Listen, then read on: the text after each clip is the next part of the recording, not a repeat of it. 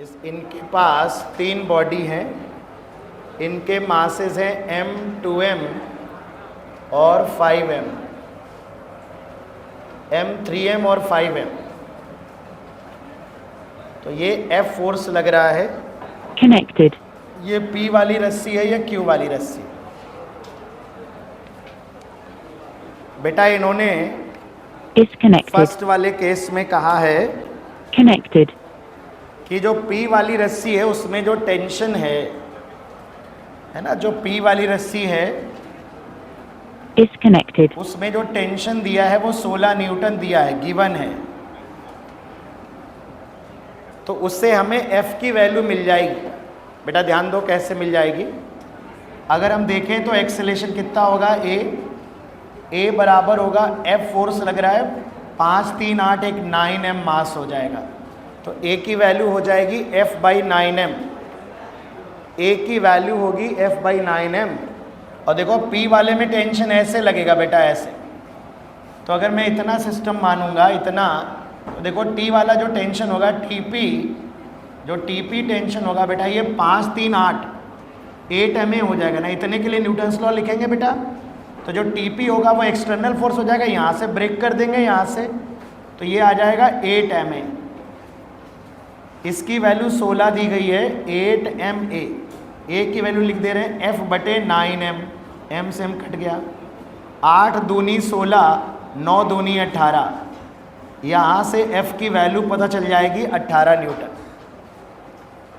F की value 18 Newton पता चल जाएगी यहाँ से। लेकिन इन्होंने फिर सवाल ये पूछा है कि अगर हम फोर्स इधर वाले पे लगाएं,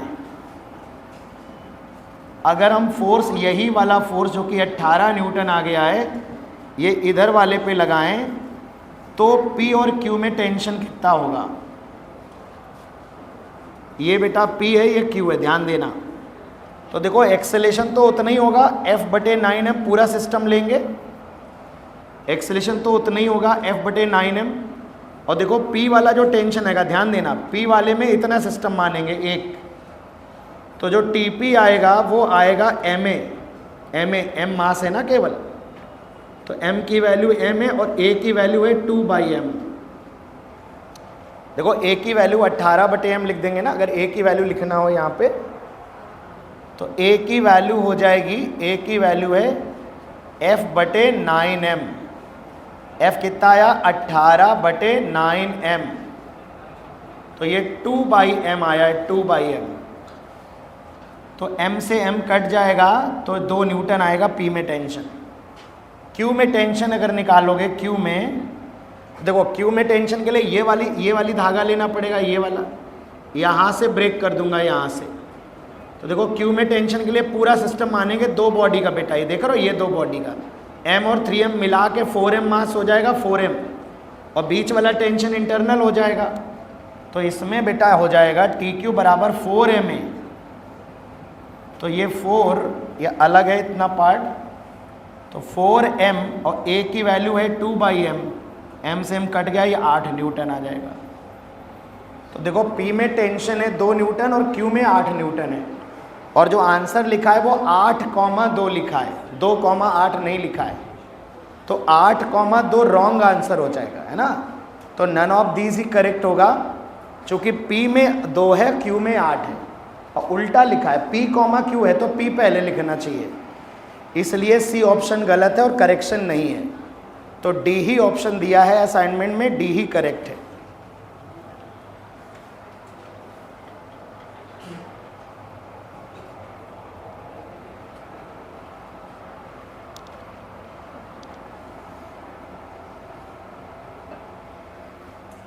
जल्दी से लिख लो या फोटो खींच लो। आज हम लोग थोड़ा सा कंस्ट्रेंट मोशन बचा हुआ वो करेंगे, स्प्रिंग फोर्स पढ़ेंगे, और समय बचा तो सूडो। 3 ही चीज़ें बची इस चैप्टर में, spring force, constraint motion NEET में बहुत कम पूछा गया है, तो मैं बहुत लाइट वेट पढ़ाऊंगा आपको, बहुत हल्का वाला। स्प्रिंग कंस्ट्रेंट बता ही दिया था, और सूडो फोर्स पढ़ाना बाकी। तो ये मान के चलिए कि 2 क्लास का मैक्सिमम ये चैप्टर आज और कल का ये बचा हुआ है। इसके बाद फ्रिक्शन शुरू करेंगे।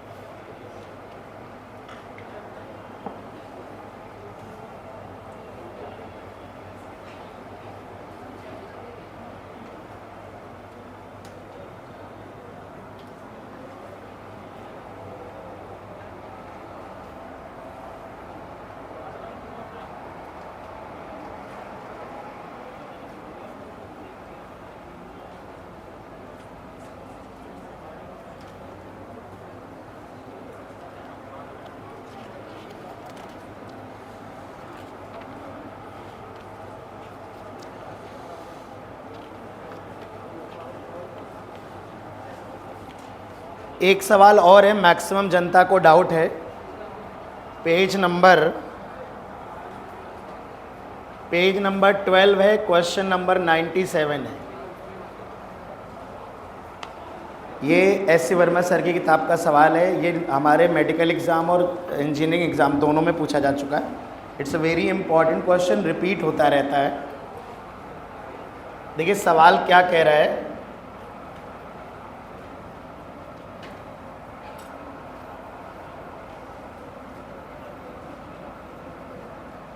दो पुली ऐसे बना रखी है बेटा, यहाँ पर एक सिरा है जिसे u स्पीड या v स्पीड से खींच रहे हैं।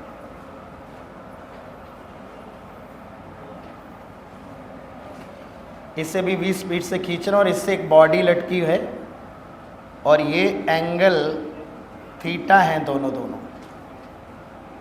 तो इस वाली बॉडी की स्पीड हमें बतानी है, मान लेते हैं v1।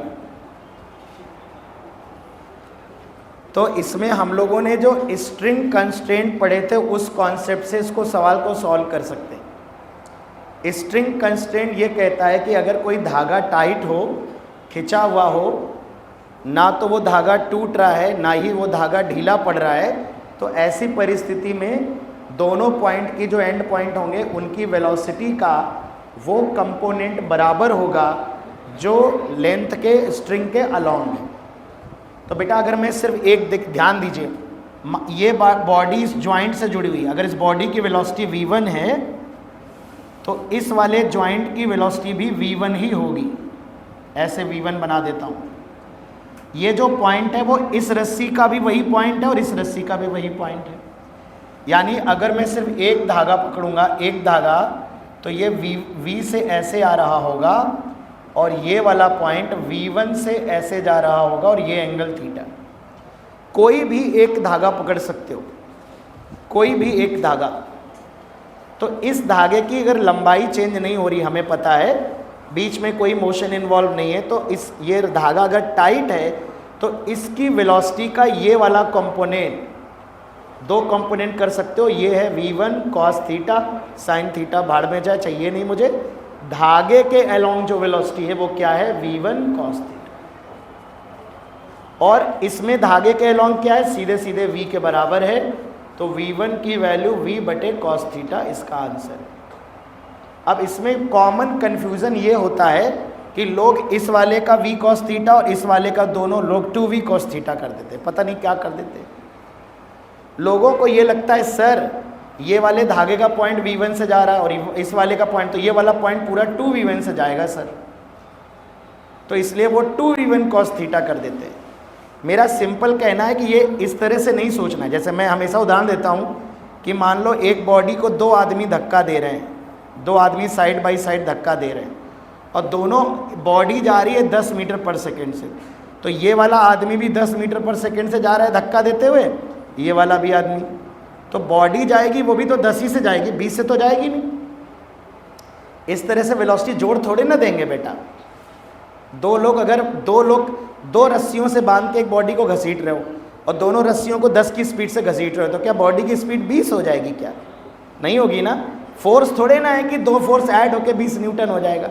हाँ, ये सच्चाई है कि अगर 10 न्यूटन इस रस्सी से खींचा जाए और 10 न्यूटन इस रस्सी से खींचा जाए तो फोर्स 20 न्यूटन हो जाएगा, एक्सेलेरेशन 20 बटे मास होगा। लेकिन अगर मैं कहूँ कि दो रस्सियाँ बंधी हैं और इस रस्सी को v स्पीड से खींच रहे हैं, इसको भी v स्पीड से, तो बॉडी v से ही तो जा रही होगी कि 2v से जा रही होगी। v प्लस v 2v कैसे हो जाएगी? 2v होगी तो रस्सी ढीली नहीं पड़ जाएंगी। तो यहाँ एक बड़ी कॉन्सेप्चुअल एरर होती है और ये बड़ी कॉमन मिस्टेक है। ये 90% हमारे देश के बच्चे ये गलती कर रहे हैं। तो आपको ये गलती नहीं करनी है बेटा, ठीक है? आपको ये गलती बिल्कुल नहीं करनी। तो किसी भी एक स्ट्रिंग से आपको कंपोनेंट लेने, किसी भी एक स्ट्रिंग का वेलोसिटी का वो कंपोनेंट जो स्ट्रिंग के अलोंग है उसको बराबर कर देना है। तो बेटा ये वाला कंपोनेंट v1 से जा रहा होगा, तो v1 क्योंकि ये बॉडी ऊपर जा रही है, ये से बंधी हुई है, तो जितनी वेलोसिटी इस बॉडी की होगी उतनी वेलोसिटी इसकी होगी, इस पॉइंट की। तो इसका स्ट्रिंग के अलोंग जो कंपोनेंट होगा वो इसके बराबर हो जाएगा। ठीक है, लिख लो फटाक से।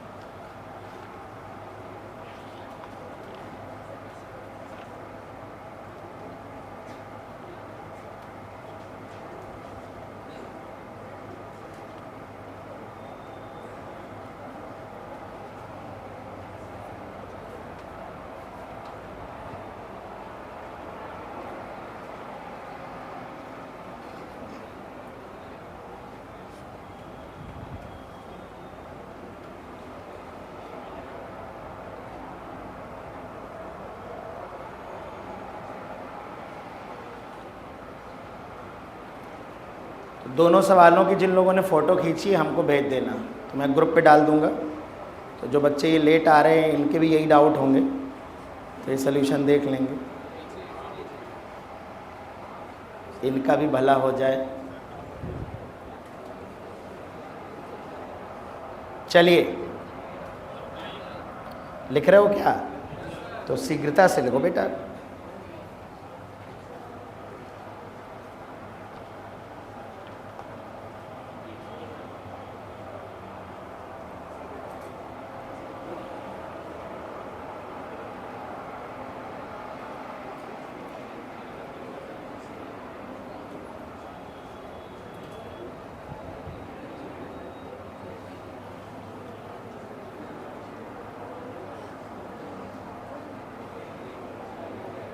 तो उस दिन जिन लोगों ने पुली का पहला लेक्चर मांगा था उनका मैसेज छुप गया कहीं पीछे, तो मैं कल ढूंढ रहा था शाम को कि किसने किसने मांगा था, मुझे मिल नहीं रहा था। तो दोबारा मैसेज कर देना जिसको चाहिए। एक्चुअली बहुत सारे मैसेज आ जाते हैं, तो अगर मैसेज एक दिन पुराना हो गया तो छुप जाता है। इसलिए कभी आपको लगता है कि एक बार पढ़ लिया है रिप्लाई नहीं किया तो समझ जाओ उस समय बहुत बिजी थे, और अगर पढ़ लिया है तो दोबारा फिर याद भी नहीं रहेगा। तो आप बार बार मैसेज करके मुझे इरिटेट कर सकते हो जब तक आपको मिल ना जाए वो चीज़।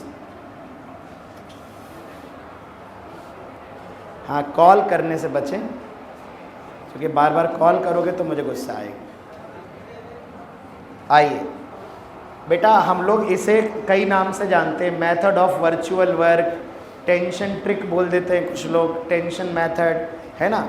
तो बेसिकली बेटा हम यहाँ पर कंस्ट्रेंट मोशन को ही पढ़ रहे हैं।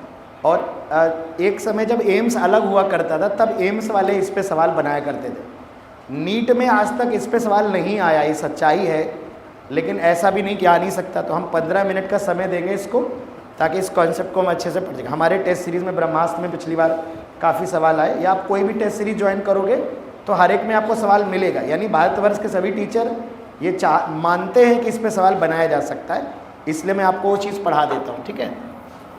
चलिए, आप अगर PYQ देखेंगे तो आपको सवाल कम मिलेगा। तो अब ये मत सोचिएगा कि मैंने आपको फालतू चीज़ पढ़ा दी, ऐसा बिल्कुल नहीं है। इम्पॉर्टेंट है, सभी भारतवर्ष के बच्चे पढ़ते हैं, आपको भी पढ़नी चाहिए। तो बेटा इससे हम लोग डिस्कस करने वाले हैं finding the relation between, heading लगाई, relation between velocities and acceleration. ये भी कंस्ट्रेंट मोशन का ही पार्ट है, स्ट्रिंग कंस्ट्रेंट का ही पार्ट है, कंस्ट्रेंट मोशन है बेटा ये भी। या हम जो इक्वेशंस पढ़ने वाले हैं उन्हें कंस्ट्रेंट इक्वेशन कहते हैं। इनको बेटा कई मेथड से पढ़ाया जाता है, उनमें से एक सबसे अच्छा मेथड वो है जो मैं आपको बताने जा रहा हूँ। लेंथ मेथड होता है, पॉइंट मेथड होता है, काफ़ी मेथड होते हैं, आपको उतना जानने की जरूरत नहीं है, आपको बस टेंशन मेथड में बताने जा रहा हूँ। इसके पीछे का कॉन्सेप्ट क्या है उसकी बहुत डिटेल में चर्चा नहीं करूँगा, लेकिन मैं आपको बस इतना बताना चाहूँगा। जैसे कोई एग्जाम्पल है बेटा, मान लो कोई एग्जाम्पल मान लो है बेटा, इसमें इस तरह से कोई एक डायग्राम, यहाँ बेटा एक बॉडी ए है, यहाँ एक मूवेबल पुली है बेटा, और एक बॉडी यहाँ पर बी लटका रखी है। ये बॉडी मान लेते हैं v1 वेलोसिटी से ऊपर जा रही है, ये v2 वेलोसिटी से नीचे आ रही है। ये मान लेते हैं a1 एक्सेलरेशन से ऊपर जा रहा है, a2 से नीचे आ रहा है। मैं बस आपको इतना बताना चाहूँगा कि थोड़ा सा आप देखो, ये इस डायग्राम से थोड़ा डिफरेंट है। यहाँ बॉडी एक ही रस्सी से ऐसे लटका देते थे या ऐसे ऐसे लटका देते थे, यहाँ सारी बॉडी सीरीज़ में होती है। यहाँ देख के पता चल जाता है कि सब एक के बाद एक के बाद एक जुड़े हुए हैं, यानी जितना ये नीचे आएगा उतना ही ऊपर जाएगा। तो यहाँ सोचना नहीं होता। अगर इसका एक्सेलरेशन a डाउनवर्ड है, ए लड़कियों मार पड़ जाएगी किसी दिन तुम दोनों को। इतना लेट मत आओ बेटा, मैंने ऑब्जर्व किया है जब भी तुम्हारी केमिस्ट्री क्लास नहीं होती है, फ्रेशर बच्चों को ये सब हरकतें शोभा नहीं देती, इन नालायकों को करने दो। हाँ, क्योंकि आदतें खराब हो जाती है ना शुरुआत से। तुम लोग नालायक हो लेकिन टाइम पे आते हो, ये अच्छी बात है। अब की बार लेट, तो कोई भी फ्रेशर बच्चा लेट आएगा तो मार पड़ेगी, ध्यान रखना, क्योंकि उसका लेट आओगे समझ नहीं आएगा, भरोसा उठ जाएगा फिजिक्स से, ध्यान रखना। शुरुआत ही खराब होती है, शुरुआत खराब नहीं करनी है, तो गोले मारने से बचिए। हाँ, तो गोले मत मारिए कृपया, है ना। वो ये एटीट्यूड मत रखिए जो टिपिकल एटीट्यूड काकादेव में आधे बच्चे रखते हैं। पहली साल केवल बायो पढ़ेंगे और थोड़ी बहुत केमिस्ट्री पढ़ेंगे, फिजिक्स अगली साल देखेंगे। पहले से विचारधारा ऐसी लेके नहीं चलनी है, तीनों पढ़िए, ठीक है, तीनों को तैयार करिए जितना ज़्यादा से ज़्यादा हो सकता है। हो सकता है किस्मत अच्छी हो, पहली साल ही हो जाए, होता है लोगों का भाई। आइए, तो टी की वैल्यू की बात करते हैं। टेंशन यहाँ लगेगा, टेंशन यहाँ, टेंशन यहाँ, ये 2T। मैं ये कह रहा था कि देखो ये वाली रस्सी इधर जाके कनेक्टेड है, फिर यहाँ से पुली एक बॉडी और कनेक्टेड है, तो ये स्ट्रक्चर देख के तुमको एक अंदाज़ा हो जाएगा कि यार सीधा सीधा कनेक्शन नहीं है, यानी जितना ये ऊपर जाएगी कोई गारंटी नहीं है कि उतना ही नीचे आएगी ये। और क्या मतलब, मैं इसलिए बोल रहा हूँ कि आपको देख के लग जाएगा कि यहाँ पर जो वेलोसिटी होगी और जो एक्सेलेरेशन के मैग्नीट्यूड होंगे वो अलग अलग होंगे। इसका अगर A होगा तो इसका A नहीं होगा, इसका A1 मानना पड़ेगा, इसका A2। एक्सेलेरेशन अलग अलग होंगे बेटा। और जब भी इस तरह का टेंशन डिस्ट्रीब्यूट हो जाए, यहाँ पर पूरे में T है, यहाँ 2T, फिर एक बॉडी में 4T हो, तो आप समझ जाना कि एक्सेलेरेशन वहाँ पे अलग अलग है। अब निकालते कैसे, मैं तुम्हें मेथड समझा देता हूँ। ये जितने भी धागे होते हैं जो बीच में सब जुड़े होते हैं, इंटरनल टेंशन बोल देता हूँ मैं इनको, इन सभी धागों का जो नेट वर्क डन होता है, वर्क, वो जीरो होता है। ये जो धागे होते हैं ये वर्क नहीं करते कोई भी, इनका रिजल्टेंट वर्क जीरो होता है। वर्क समझते हो ना, F.S वाला वर्क है ना। तो मैं आपको एक छोटे सा फॉर्मूला याद दिलाता हूँ। वर्क होता है F.S, याद है ना, ये हम वर्क पावर एनर्जी में, ये फोर्स है, ये डिस्प्लेसमेंट, वेक्टर में पढ़ाया था। और पावर होती है power, rate of doing work, power होती है फोर्स डॉट वेलोसिटी। ये दोनों फॉर्मूले वेक्टर वाले चैप्टर में लिखाए थे। टेस्ट सीरीज में जो पहला टेस्ट होगा उसमें सवाल आएंगे इस पे। वर्क डन का फॉर्मूला था फोर्स डॉट डिस्प्लेसमेंट, और किसी फोर्स की जो पावर होती है, प्रति सेकेंड किया गया work done. Rate of doing work जो होता है वो फोर्स और वेलोसिटी का डॉट प्रोडक्ट होता है। तो ये जितने भी धागे आप देख रहे हो, ये सारे के सारे धागे, इनका जो नेट वर्क होता है, इनकी जो नेट पावर होती है वो क्या होती है, जीरो। क्योंकि मैं आगे आपको वर्क एनर्जी थ्योरम में पढ़ाऊंगा, वर्क एनर्जी पावर में, कि जो इंटरनल फोर्स होते हैं, अगर सिस्टम में कोई डिफॉर्मेशन ना हो रहा हो, कोई रिफॉर्मेशन ना हो रहा हो, तो इंटरनल फोर्स का वर्क जीरो होता है। मतलब जो इंटरनल टेंशन होंगे, क्योंकि जो धागे होते हैं ना इनएक्सटेंसिबल हैं। आइडियल स्ट्रिंग हमने क्या पढ़ी है, इसकी इनएक्सटेंसिबल है, इसकी लंबाई में कोई चेंज नहीं होगा, तो खिंचेंगे नहीं, स्प्रिंग की तरह खिंचेंगे नहीं। तो जब इनएक्सटेंसिबल धागे होंगे, कोई खिंचाव नहीं होगा, कोई डिफॉर्मेशन नहीं होगा, तो इंटरनल टेंशन का जो नेट वर्क डन होता है वो जीरो होता है। ठीक है, तो यहाँ मैं लिख सकता हूँ net work done by internal tension. अच्छा, इंटरनल टेंशन बेटा मैं कैसे कह रहा हूँ, उस रस्सी के टेंशन को जिसके दोनों सिरे बॉडी में ही कनेक्टेड है। जैसे एक सिस्टम यहाँ कनेक्टेड है, एक बॉडी से कनेक्टेड है, एक पुली से, ये सब इंटरनल है। लेकिन मान लो कोई पुली हो, एक टेंशन ऐसे हो, ये दो बॉडी हो, इसको पकड़ के तुम खींच रहे हो, तो ये वाली जो ब्रांच का टेंशन होगा ये इंटरनल नहीं होगा, क्योंकि इसको एक बाहरी आदमी पकड़ के खींच रहा है। तो आपको ध्यान रखना है, net work done by internal tension जो होता है ये जीरो होता है ना, जीरो होता है। पावर भी जीरो होती है। तो सिग्मा ऐसे लिखते हैं, sigma T dot v, sigma T dot v zero होता है, sigma T dot v zero होता है। और ये हमारा टी डॉट वी क्या बेटा, देखो फोर्स और वेलोसिटी का डॉट प्रोडक्ट क्या होता है, पावर। ये पावर लिखी है, किसकी पावर, टेंशन की। पावर का मतलब है प्रति सेकेंड किया गया work done, rate of doing work. यानी जितना भी टेंशन है, इस बॉडी पे टेंशन की पावर निकाल लो, इस बॉडी पे टेंशन की पावर निकाल लो, सभी बॉडी पे टेंशन की पावर निकाल के आपको जीरो करना है, बस इतनी बात करनी है आपको, ध्यान रखना। तो सिग्मा टी डॉट वी बराबर जीरो करना है। अब टी डॉट वी क्या आता है, ध्यान देना। ए डॉट बी का फॉर्मूला याद है क्या आपको, बताओ क्या होता है ए डॉट बी, दो वेक्टर का डॉट प्रोडक्ट होता है ए बी कॉस थीटा, यानी पहले वेक्टर का मैग्नीट्यूड इंटू दूसरे का मैग्नीट्यूड इंटू कॉस थीटा होता है। तो अगर मैं, ध्यान देना, इस पे अप्लाई करने जा रहा हूँ, ठीक है। सिग्मा का मतलब है सभी पे लिखना है, T1 dot V1 plus T2 dot V2 बराबर जीरो कर देना। तो ध्यान देना, इस पे देखो टेंशन किधर है, ऊपर की तरफ, वेलोसिटी किधर मानी है, ऊपर की तरफ। दोनों के बीच का एंगल क्या हो जाएगा, बोलो क्या हो जाएगा। तो T1 और V1 के बीच का एंगल 0 डिग्री। तो ध्यान देना कैसे लिखेंगे, तो T डॉट V1 प्लस, इसमें टेंशन कितना लग रहा है, 2T ऊपर लग रहा है, ध्यान देना, तो 2T डॉट V2। पहला सवाल है तो मैं सब कुछ लिख रहा हूँ, आखिरी में फिर एक लाइन लिखूंगा केवल। अब मुझे बताओ इसका डॉट प्रोडक्ट खोलोगे इस फॉर्मूले से, ए बी कॉस थीटा। तो बताओ जब सेम डायरेक्शन होगा, ये T और ये V सेम डायरेक्शन होगा, तो T into V1 into cos क्या आएगा, 0।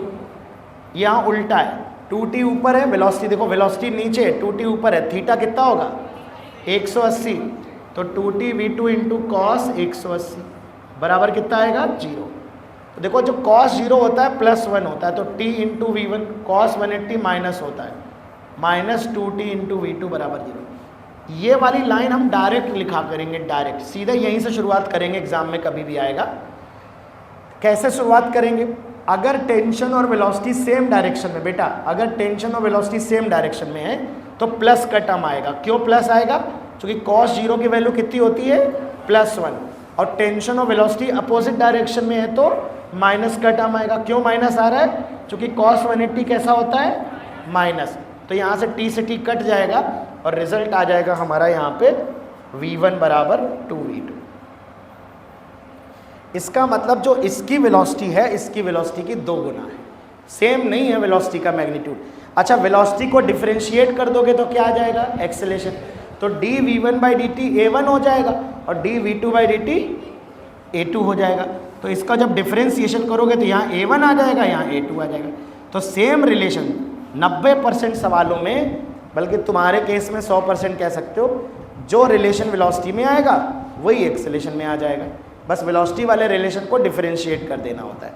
तो यहाँ पर डायरेक्टली हम वेलोसिटी में ज़रूरत होगी तो वेलोसिटी में लगा लेंगे, एक्सेलेरेशन में ज़रूरत होगी तो एक्सेलेरेशन में लगा लेंगे। फिर से समझो, सभी बॉडी पे टेंशन डिस्ट्रीब्यूट करेंगे, जो भी बॉडी के वेलोसिटी की डायरेक्शन होगी वो बना लेंगे।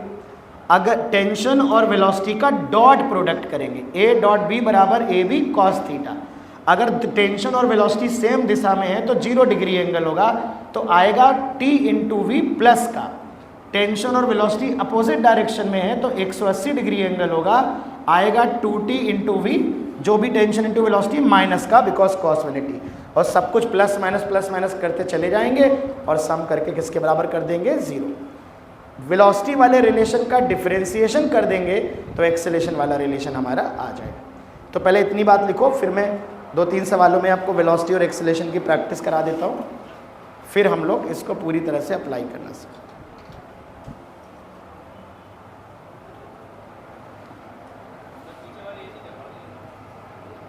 हाँ गरम हो रखा है ना थोड़ा,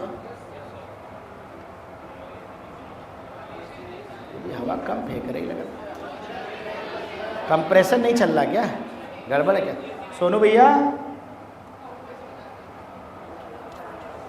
नहीं गड़बड़ भी हो सकता है, जल्दी जल्दी खराब हो जा रहा है आजकल।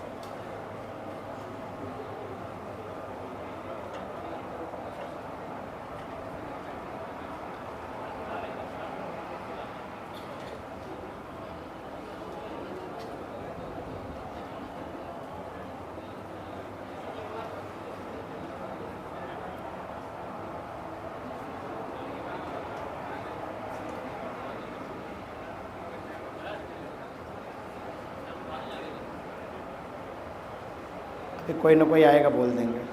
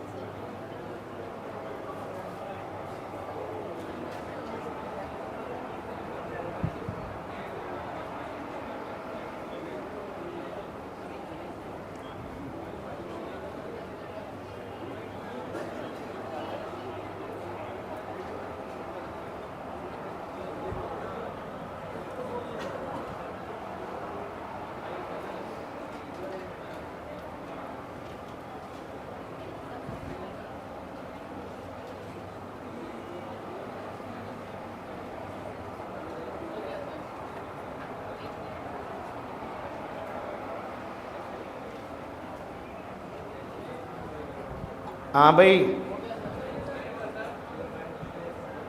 जल्दी लिखो। तो पहले आपको टेंशन डिस्ट्रीब्यूट करना पड़ेगा, इसमें टी, इसमें टी, इसमें टी, तो ये 2t हो जाएगा। इसकी वेलोसिटी हमने मान ली v1 ऊपर, इसकी v2 नीचे। सेम डायरेक्शन 0 डिग्री, प्लस का t इंटू वी आएगा, प्लस का t इंटू ए आएगा। एक्सेलेरेशन में भी डायरेक्ट लिख सकते हो, देखो कैसे लिखोगे। ये t आपने देखा, t a1 सेम डायरेक्शन में, तो t इंटू ए1 ऐसे लिखते हो। ये 2t ऊपर है, a2 नीचे है, तो माइनस का 2t इंटू a2 बराबर 0, ऐसे लिख लिया करना डायरेक्ट। मतलब सिग्मा टी डॉट वी बराबर 0 की जगह सिग्मा टी डॉट ए बराबर 0 लगा सकते हो। केवल एक केस में फेल हो जाता है सिग्मा टी डॉट ए, जिसमें एंगल चेंज हो रहा हो, पर ठीक है वो उतना टफ नहीं आएगा। तो मैंने इसलिए लिखा नहीं है सिग्मा टी डॉट ए बराबर 0, पर हम लगाएंगे। क्योंकि कॉपी पे लिख देने का मतलब फिर आप ये समझोगे कि वो हर जगह वैलिड है। तो हमें अगर a1 a2 में डायरेक्ट रिलेशन बनाना होगा, डायरेक्ट ऐसे लिख लिया करेंगे। सेम डायरेक्शन है तो प्लस आएगा, अपोजिट डायरेक्शन है माइनस आएगा। सेम डायरेक्शन मतलब 0 डिग्री एंगल, अपोजिट डायरेक्शन मतलब 180 डिग्री। और अगर थीटा एंगल होगा तो t डॉट वी की जगह आएगा t into V into cos theta आ जाएगा। तो जो मैंने आपको थीटा वाले केस कराए हैं स्ट्रिंग कंस्ट्रेंट के माध्यम से, उन्हें इस मेथड से भी करा जा सकता है। वो जो v साइन थीटा और वो सब सारे सवाल है ना। चलिए एक सवाल जैसे हम लोग इसमें कैसे सवाल बना सकते हैं। जैसे ये सवाल मान लीजिए ऐसा है, ये बॉडी A है, इसकी वेलोसिटी मान लेते हैं 10 मीटर पर सेकेंड।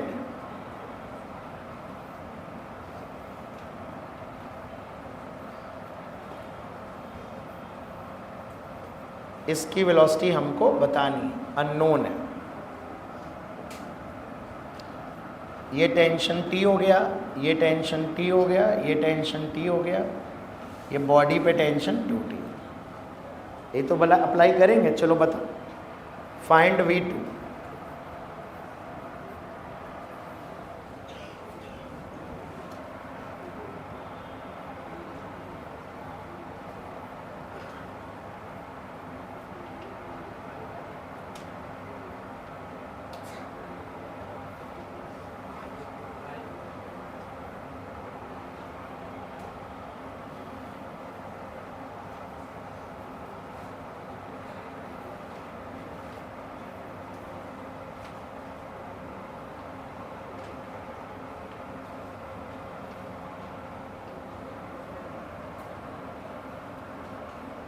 पीछे वाली ऐसी देखो चल नहीं रही क्या? सुनो भैया पूछो, थोड़ा गर्म कर रहा है, थोड़ा गर्म कर रहा है।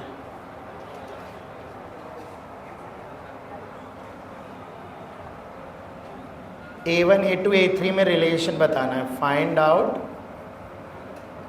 रिलेशन बिटवीन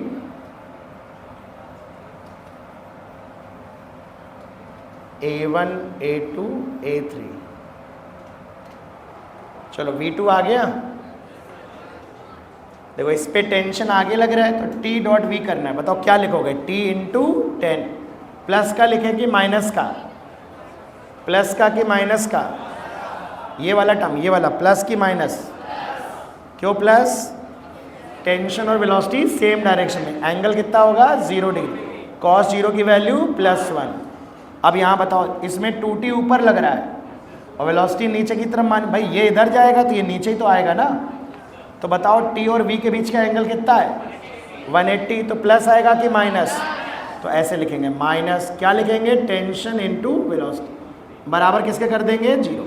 देखो t कॉमन होके खत्म हो जाएगा, तो 10 माइनस 2v2 बराबर 0, तो 2v2 बराबर क्या आएगा 10, तो v2 की वैल्यू कितनी आ जाएगी 5 मीटर पर सेकेंड। ये बेटा आंसर आ जाएगा 5 मीटर पर सेकेंड आ जाएगा।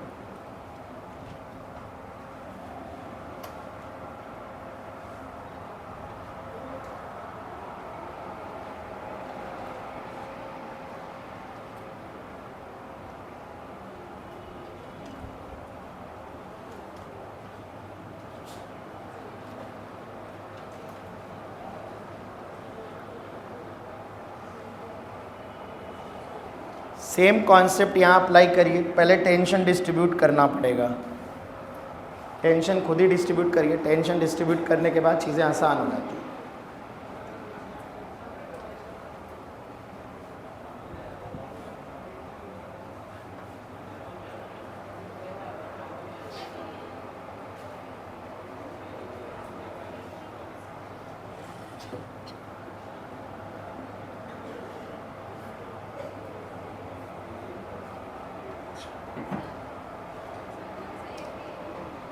A3 इसका है,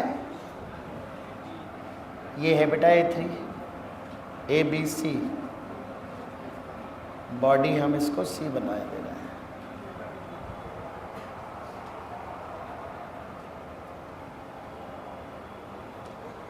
ये A1 इधर आ रहा है, A2 A3 इधर है और ये नीचे जा रहा है, तो जो डायरेक्शन मैंने बनाई है उनके हिसाब से आंसर बताना।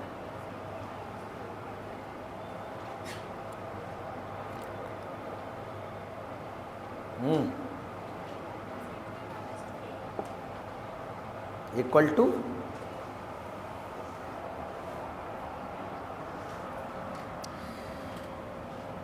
क्या टेंशन डिस्ट्रीब्यूट हो गया बेटा? अगर यहाँ टेंशन T मान लें यहाँ पे, तो इस वाले धागे में टेंशन T ही होगा, सेम धागा है, इसमें भी टेंशन T होगा, सेम धागा है, इसमें भी बॉडी पे टेंशन T लगेगा। ये T और T है तो मेन आर्म है, ये 2T हो जाएगा ऊपर, पुली पे नीचे हो जाएगा ना, बॉडी पे ऊपर हो जाएगा। तो बताइए क्या लिखोगे इसमें? T into A1 same direction है तो T इंटू A1 लिख लेंगे। इसमें बताइए क्या लिखोगे? -2T इंटू A2, अपोजिट है ना बेटा, उसमें क्या लिखोगे? T इंटू A3 बराबर क्या लिख दोगे 0। तो A1 -2A2 प्लस A3 बराबर 0, ये रिलेशन आ जाएगा बेटा।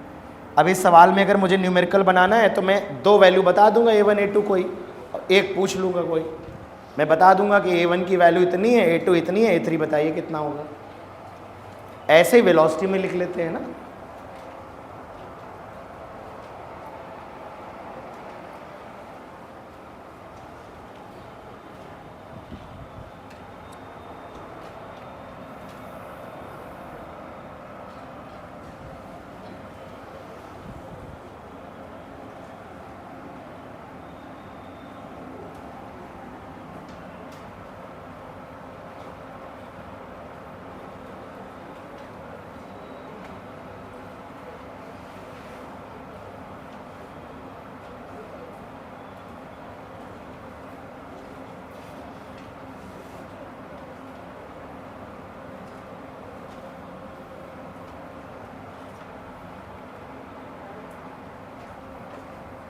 ये वाली बॉडी 2 मीटर पर सेकेंड स्क्वायर से गिर रही है, एक्सेलेरेशन A1।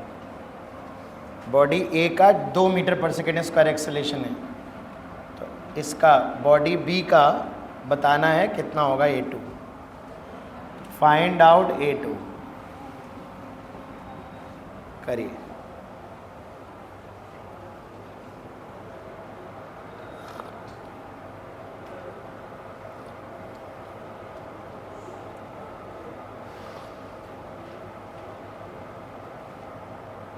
अब जैसे ऐसे स्ट्रक्चर देखोगे तो समझ जाओगे कि यार बहुत सारी मूवेबल पुली यूज़ करी हैं, तो एक्सेलेरेशन डिफरेंट हो जाएगा बेटा। अगर टेंशन डिस्ट्रीब्यूट कर लिया तो आराम से आ जाएगा। एक लाइन का सवाल होता है, बस टेंशन डिस्ट्रीब्यूट कर लो।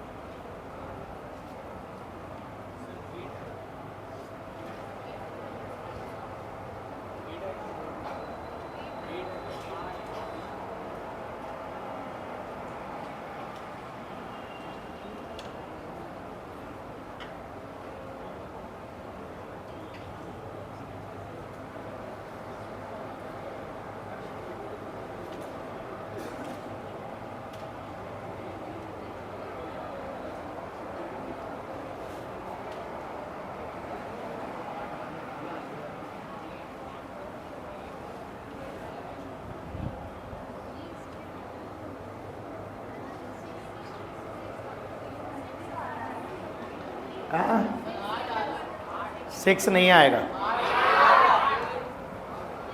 देखो बेटा, टेंशन नहीं डिस्ट्रीब्यूट कर पा रहे हो क्या?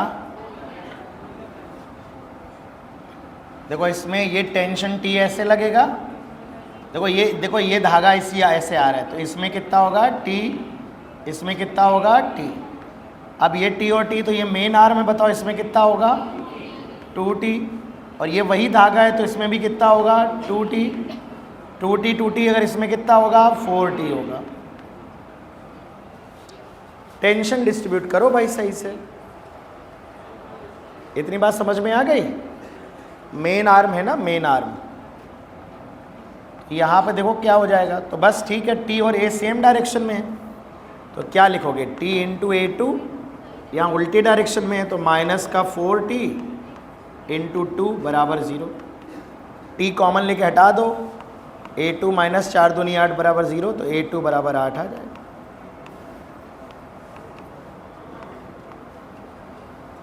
बताओ, ऐसी बात है, सिंपल।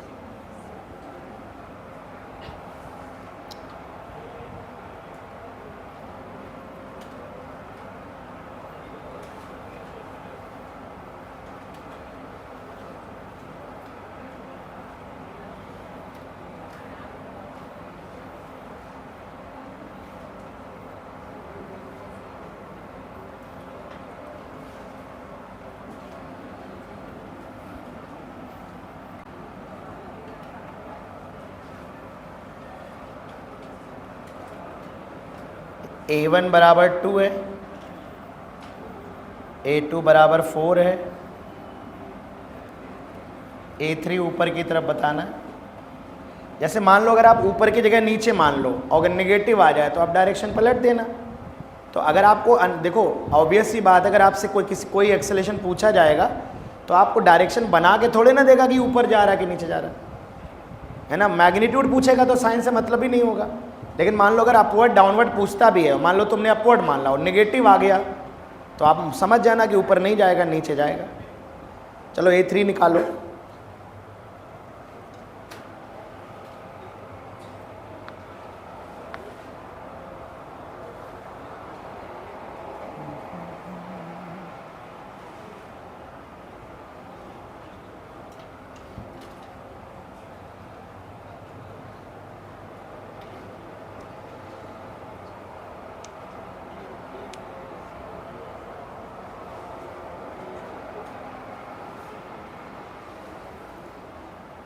टेंशन डिस्ट्रीब्यूट करना पड़ेगा। टेंशन डिस्ट्रीब्यूट हो गया, समझ लो सवाल ख़त्म हो जाएगा।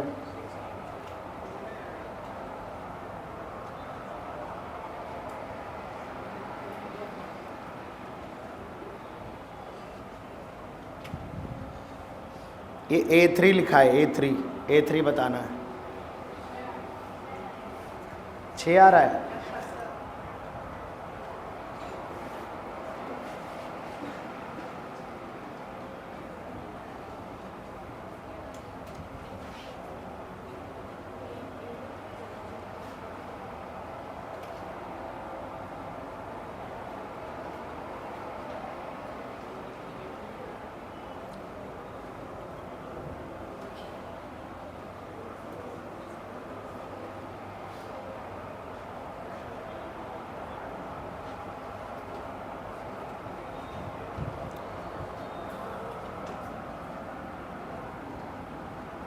इस वाले धागे में अगर टेंशन T मान ले तो यहाँ T होगा, तो ये सेम धागा है, ये T पूरे में T है ना, ये सेम धागा, ये T होगा।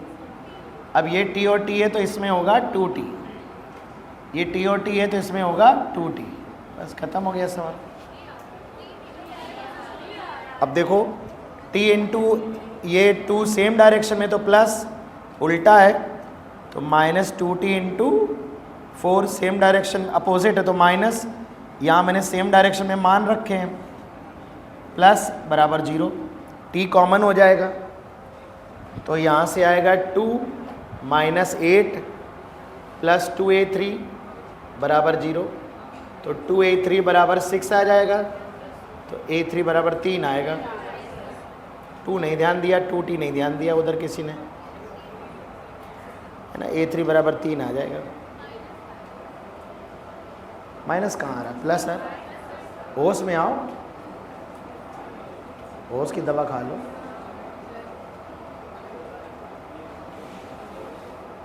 उधर जाएगा ना तो प्लस हो जाएगा, वो -8 प्लस हो जाएगा। तो देखो इसमें कठिन कुछ नहीं बेटा, अगर आप ये T 2T 4T नहीं बना पाओगे, टेंशन समझाया मैंने डिस्ट्रीब्यूट करना, सेम धागे में टेंशन सेम होता है। जैसे यहाँ T मान लिया तो इस पूरे में T सेम स्ट्रिंग में टेंशन T बना देना। फिर ये T और T जब दोनों आर्म पैरेलल होती हैं तो मेन आर्म डिफरेंट रस्सी से बनी होती है, तो यहाँ 2T हो जाता है, बताया था ना।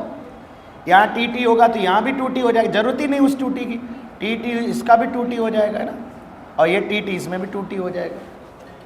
तो अगर कोई 2T और T नहीं बना पा रहा है तो सवाल गलत हो जाएगा ना। तो जब कोई इसको रिवीजन करना हो, नोट्स देख लिया करना, इसके बाहर कुछ मत लगाना, इस पे मतलब उतने ही सवाल देखने जितने मैं क्लास में करा दे रहा हूँ, ठीक है। अब देखो ये तो हो गया कि आप रिलेशन, अच्छा एक थीटा वाला केस भी करा देता हूँ, लिख लिया सबने? हाँ, नहीं दी नहीं जाएगी। अगर उसने ये पूछा कि इसका एक्सेलेरेशन, हाँ जो गिवन है डेटा उनकी डायरेक्शन बताई जाएगी, जो पूछा गया है उसकी डायरेक्शन नहीं बताई जाएगी। तो आप अपनी मर्जी से कुछ भी मान लेना, जो माना है अगर पॉजिटिव आया तो वही होगा, नेगेटिव आया तो उल्टा होगा। आइए बेटा, अब एक थीटा वाला केस भी देख लो, एक थीटा वाला केस भी देख लो। मान लो बेटा एक बॉडी है, ये बॉडी बेटा पुली से अटैच्ड है और ये बॉडी यहाँ पर है, ये जा रही है बेटा v वेलोसिटी से v1 और ये v2 से जा रही है, हॉरिजॉन्टल से एंगल थीटा है।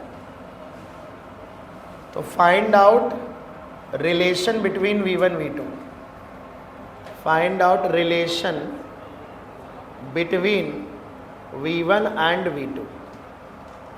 तो दोनों मेथड से कर सकते हो, स्ट्रिंग वाले कंस्ट्रेंट से भी कर सकते हो जो मैंने बताया था, और बेसिक मेथड से भी कर सकते हो, सिग्मा T डॉट V से भी कर सकते हो।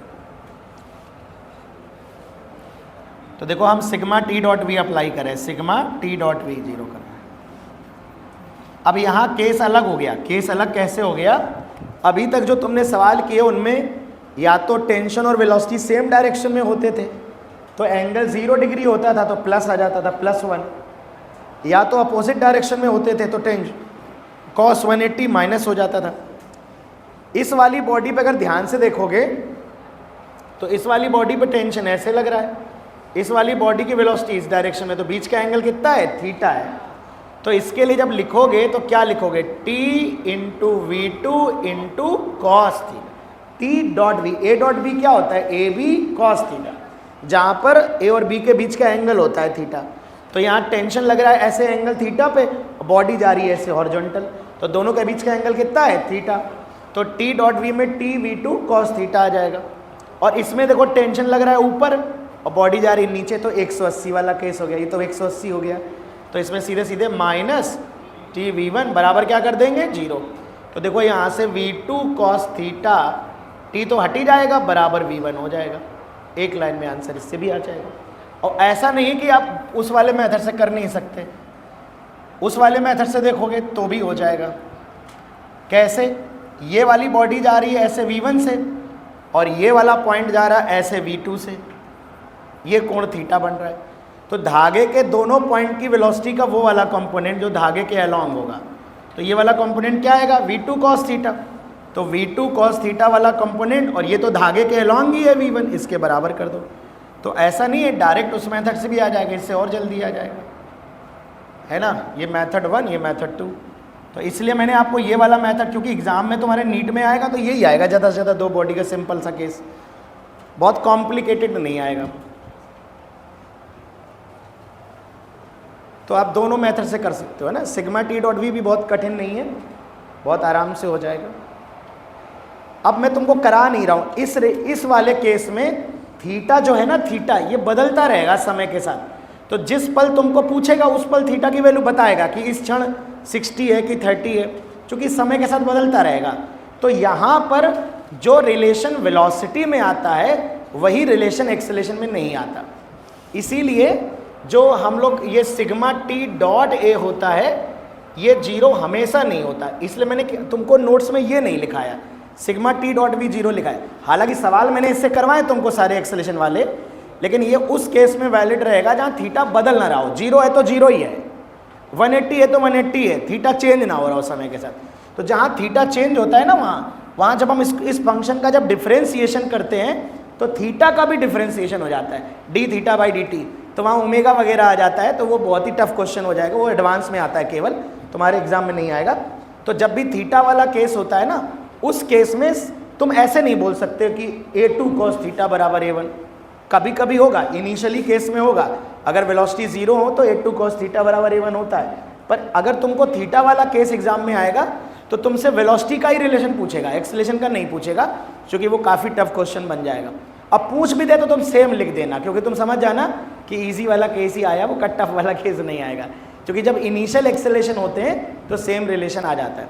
तो मैं फिर रिपीट कर दूं, थीटा के केस में टी डॉट ए वाला कॉन्सेप्ट वैलिड नहीं होता है, बाकी हर जगह टी डॉट ए भी 0 होता है। इसलिए मैंने जितने भी एक्सेलेरेशन के सवाल लगवाए उनमें मैंने टेंशन और एक्सेलेरेशन में डायरेक्टली आपको लगवा दिए, कि ताकि आप डायरेक्ट कर सकें। तो ये इकलौते ऐसे केसेस होते हैं जहाँ थीटा बदल रहा होता है, वहाँ जो रिलेशन वेलोसिटी में आएगा वो रिलेशन एक्सेलेरेशन का हमेशा नहीं होता, कभी कभी होता है।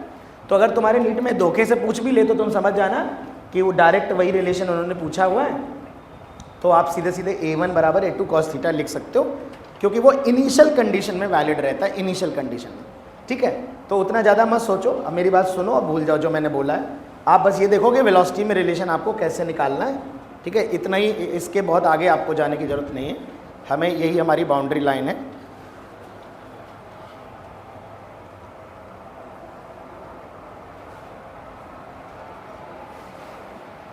और दोनों मेथड आने चाहिए, दोनों मेथड पता होने चाहिए आपके लिए, दोनों इंपॉर्टेंट हैं, क्योंकि जब अगर एक ही रस्सी है तब तो इस मेथड से आसानी से हो जाएगा, और यहाँ बेटा अगर मैं एक पुली और लटका के यहाँ एक रस्सी बॉडी और बना दूंगा तो फिर आपको सिग्मा टी डॉट वी पे जाना पड़ेगा, फिर थोड़ा सा कॉम्प्लिकेशंस आ जाएंगे।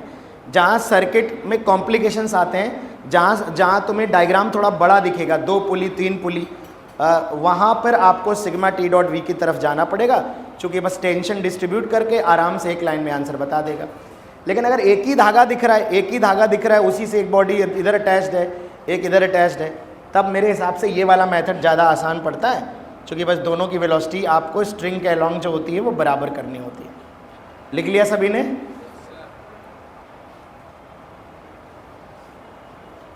तो चलो जरा एक क्वेश्चन करके बताओ इसमें। जैसे मान लो ये सवाल मैं आपसे पूछूं, ये बेटा एक पुली है,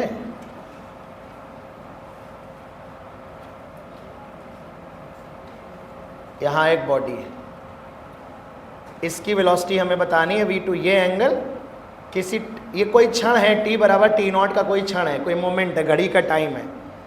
ये 10 मीटर पर सेकेंड से नीचे जा रही है बॉडी। तो हमको v2 की वैल्यू बतानी है, फाइंड v2। अब आप यहाँ नहीं कर पाओगे मेथड 2 से फाइंड आउट v2, क्योंकि देखो ये धागा सेम धागा है ही नहीं। देखो ये धागा अलग है और ये धागा अलग है। तो अब आप वो v1 cos मतलब वेलोसिटी के कंपोनेंट करके बराबर नहीं कर पाओगे। तो अब आपको सिग्मा t डॉट v से ही सोचना पड़ेगा, नहीं तो गलत हो जाएगा। इसलिए मैंने कहा दोनों मेथड आने चाहिए आप।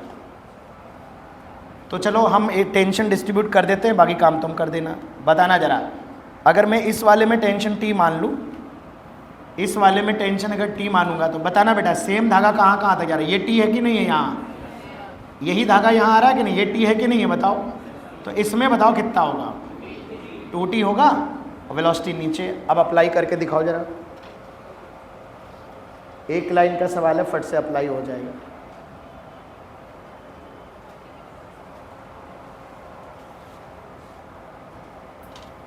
ऑप्शन दे दूं, 20 मीटर पर सेकेंड, 40 मीटर पर सेकेंड, 30 मीटर पर सेकेंड, 80 मीटर पर सेकेंड।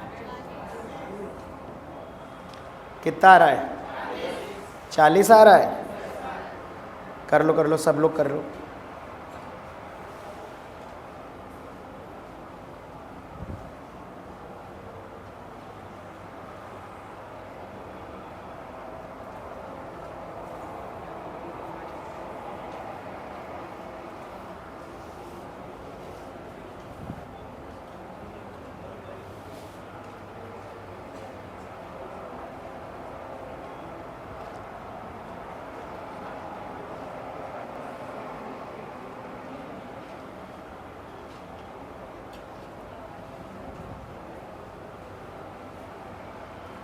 आ रहा है 40 सबका। देखो यहाँ क्या लिखोगे, टेंशन और वेलोसिटी का डॉट प्रोडक्ट बोलो, क्या लिखोगे बताओ, t into v2 into cos 60। a dot b लिखोगे ना बेटा, तो a डॉट b होता है a b cos थीटा। तो टेंशन और वेलोसिटी का डॉट प्रोडक्ट आएगा t into v2 into cos 60। इसमें 2t किधर लगेगा, ऊपर, बॉडी किधर है, नीचे। 180 डिग्री का कोण बनेगा, तो प्लस आएगा कि माइनस आएगा। देखो सेम चीज़ रिपीट हो रही है, इसलिए फटाफट बता रहा हूँ, इसमें टाइम वेस्ट नहीं करना है बच्चों। तो 2t ऊपर लग रहा है, वेलोसिटी नीचे, तो क्या लिखेंगे, माइनस 2t इंटू 10 बराबर क्या लिखेंगे, 0। तो चलो ये t तो हटा दो, v2 बटे 2 हो जाएगा cos 60 1 बटे 2। ये 10 दूनी 20 उधर चला जाएगा, तो v2 बराबर हो जाएगा 40 मीटर पर सेकेंड। ऐसे आ जाएगा। अब इसमें तुम उस मेथड से करोगे गलत हो जाएगा, क्योंकि वो सेम रस्सी से बॉडी जुड़ी नहीं है। मतलब आएगा बहुत कॉम्प्लिकेट, बहुत सोचना पड़ेगा, बहुत दिमाग लगाना पड़ेगा। इसलिए इसके लिए यही मेथड बेस्ट है। लेकिन फिर भी उस वाले के आने के चांस ज़्यादा हैं तुम्हारे एग्जाम में, इस वाले के आने के चांस उतने नहीं हैं, इससे ज़्यादा चांस उसके हैं। वो सरल है थोड़ा सा, उसको दोनों तरह से किया जा सकता है। लेकिन अब एक किसी भी मेथड को सीखने के लिए उस पर आपको पर्याप्त सवाल करने ही होते हैं। फिजिक्स ऐसे ही आती है। फिजिक्स होता क्या है, लोग पूरी 1 घंटा थ्योरी पढ़ी, ये होता है बेटा, ये थर्मोडायनेमिक सिस्टम, ये प्रोसेस, ये आइसोथर्मल, ये डियाबेटिक, और सवाल लगाया, एक आगे बढ़ गए। इसीलिए फिजिक्स नहीं आती लोग। फिर जनता क्या कहती है, सर थ्योरी बहुत अच्छे से आती है। अरे थ्योरी क्या आती है, थ्योरी अप्लाई नहीं कर पा रहे तो थ्योरी आने का क्या मतलब है। तो ये एक्चुअली गुमराह हो रही ना जनता, तो उन्हें पता ही नहीं कि उन्हें फिजिक्स आती नहीं। थ्योरी पढ़ लेना थोड़े ना, फिजिक्स का मतलब आप अप्लाई कर ले रहे हो। आप कहते हो आपको न्यूटन्स लॉ की थ्योरी आती है, तो फिर आपको अप्लाई कर लेना पड़ेगा। अगर आप न्यूटन्स लॉ जान गए हो, सीख गए हो, मतलब आप उसे अप्लाई कर ले रहे हो। तो हमेशा याद रखो, मेरा पर्सनली ये मानना, और ये यही सच है, किसी भी सब्जेक्ट को अगर वो उसमें न्यूमेरिकल्स बनते हैं, सब्जेक्टिव मतलब क्वेश्चंस बनते हैं, प्रॉब्लम्स बनती हैं, अगर आप प्रॉब्लम्स नहीं सॉल्व कर रहे हो तो फिर वो आप स्पेशली फिजिक्स की बात करें तो 10 मिनट आप थ्योरी करिए, आधा घंटे सवाल लगाइए उसके। फिजिक्स ऐसे ही आती है, आप 5 सवाल लगाएंगे वो आपको आसान लगने लगेगी, क्योंकि 5 बार उस कॉन्सेप्ट, वो थ्योरी भी तभी क्लियर होगी जब प्रॉब्लम में अप्लाई करके देखोगे, अच्छा ऐसे लगता है न्यूटन्स लॉ। सिर्फ न्यूटन्स लॉ पढ़ लेने से वो याद हो जाता है, रट जाता है। वो आप सीखते थोड़ा ना थ्योरी को, थ्योरी रट जाती है वो।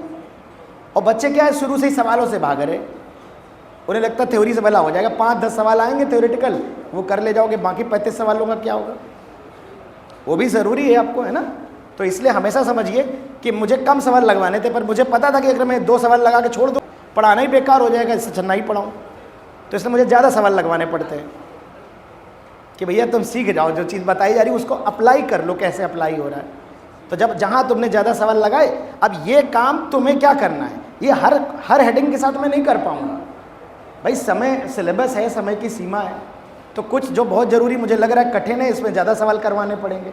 कुछ जो चीज़ें सरल हैं उनमें तुम सवाल लगाओ, तुम्हारी जिम्मेदारी कि सर ने इसमें कम सवाल लगवाएं तो घर पे जाके लगाओ, 10 में से 4 नहीं आएंगे वो हम 4 डिस्कस कर लेंगे, 10 नहीं लगवाने पड़ेंगे, डाउट के फॉर्म में हम यहाँ डिस्कस कर लेंगे। तो इसलिए हमेशा ध्यान रखो, अगर तुम लोग में भी कोई ऐसा है जो सवालों के बिना फिजिक्स सीखना चाह रहा है, नहीं हो पाएगा।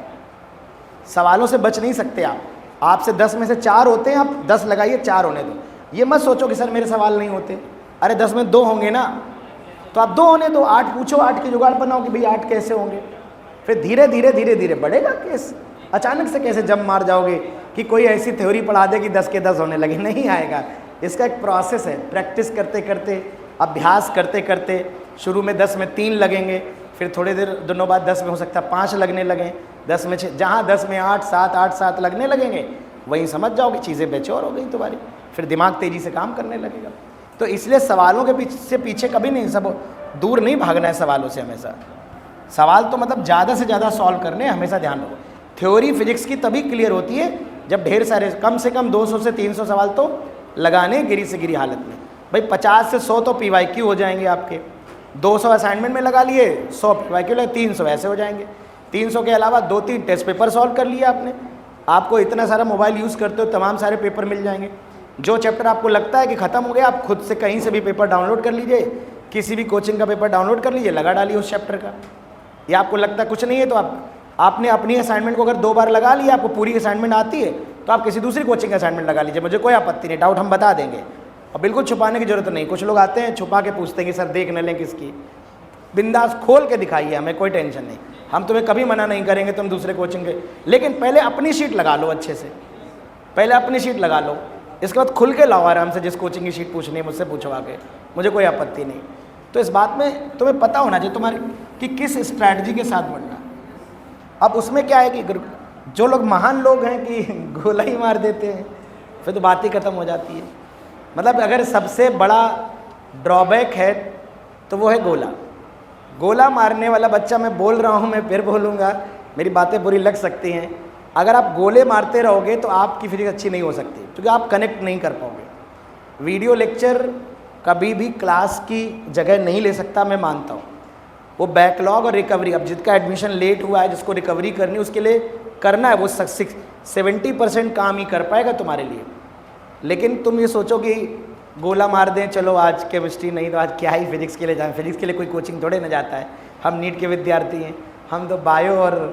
लेकिन अब समझ लो कि जब मेरिट इतनी ज़्यादा जा रही है तो सिलेक्शन का जो कारण वजह बन रही है वो फिजिक्स बन रही है। चूँकि केमिस्ट्री, हर वो बच्चा जो सिलेक्ट हो रहा है वो केमिस्ट्री और बायो में तो कन्वेंशनल है कि अच्छा कर ही रहा है, और जो फिजिक्स भी अच्छा कर रहा है वो सिलेक्ट हो रहा है।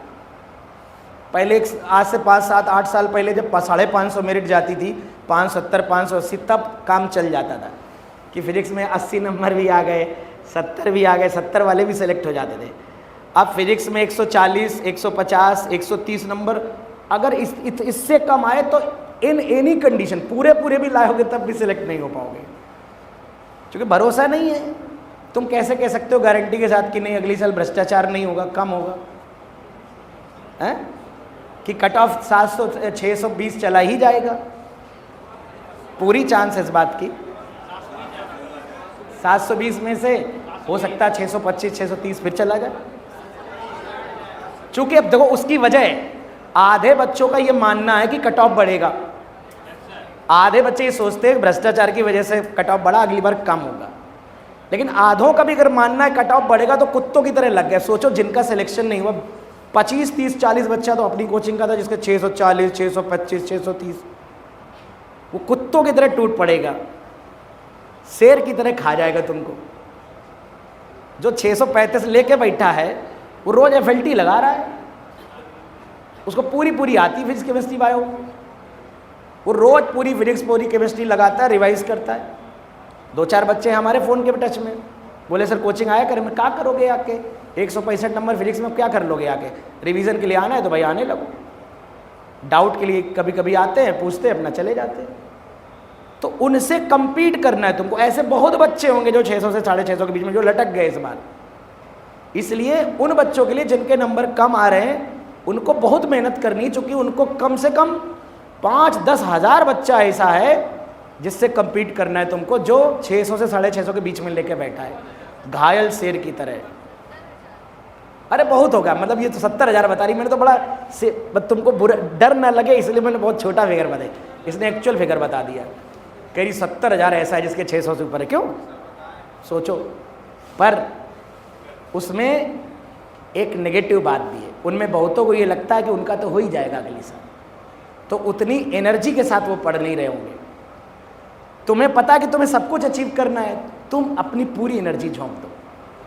हमेशा याद रखो, कहीं ना कहीं ओवर कॉन्फिडेंस भी आ जाता है उन बच्चों को जिनके एक बार 600 क्रॉस हो जाते हैं। अरे मैं तो मतलब, और ऐसे बहुत बच्चों को देखा गया है कि अगली बार पहले 600 लाए थे, अगली बार 580 आ रहे हैं। तुम आसपास अपने सर्च करोगे तो तुम्हें भी मिल जाएंगे जो कहेंगे यार पिछली बार ज़्यादा है तो इस बार थोड़े कम रह गए। ये नीट हो चाहे या इवन यूपीएससी में भी लोग ऐसे ही होते हैं, पिछली बार तो मेंस निकल गया था, इस बार तो प्री नहीं निकला है, ऐसे होते हैं।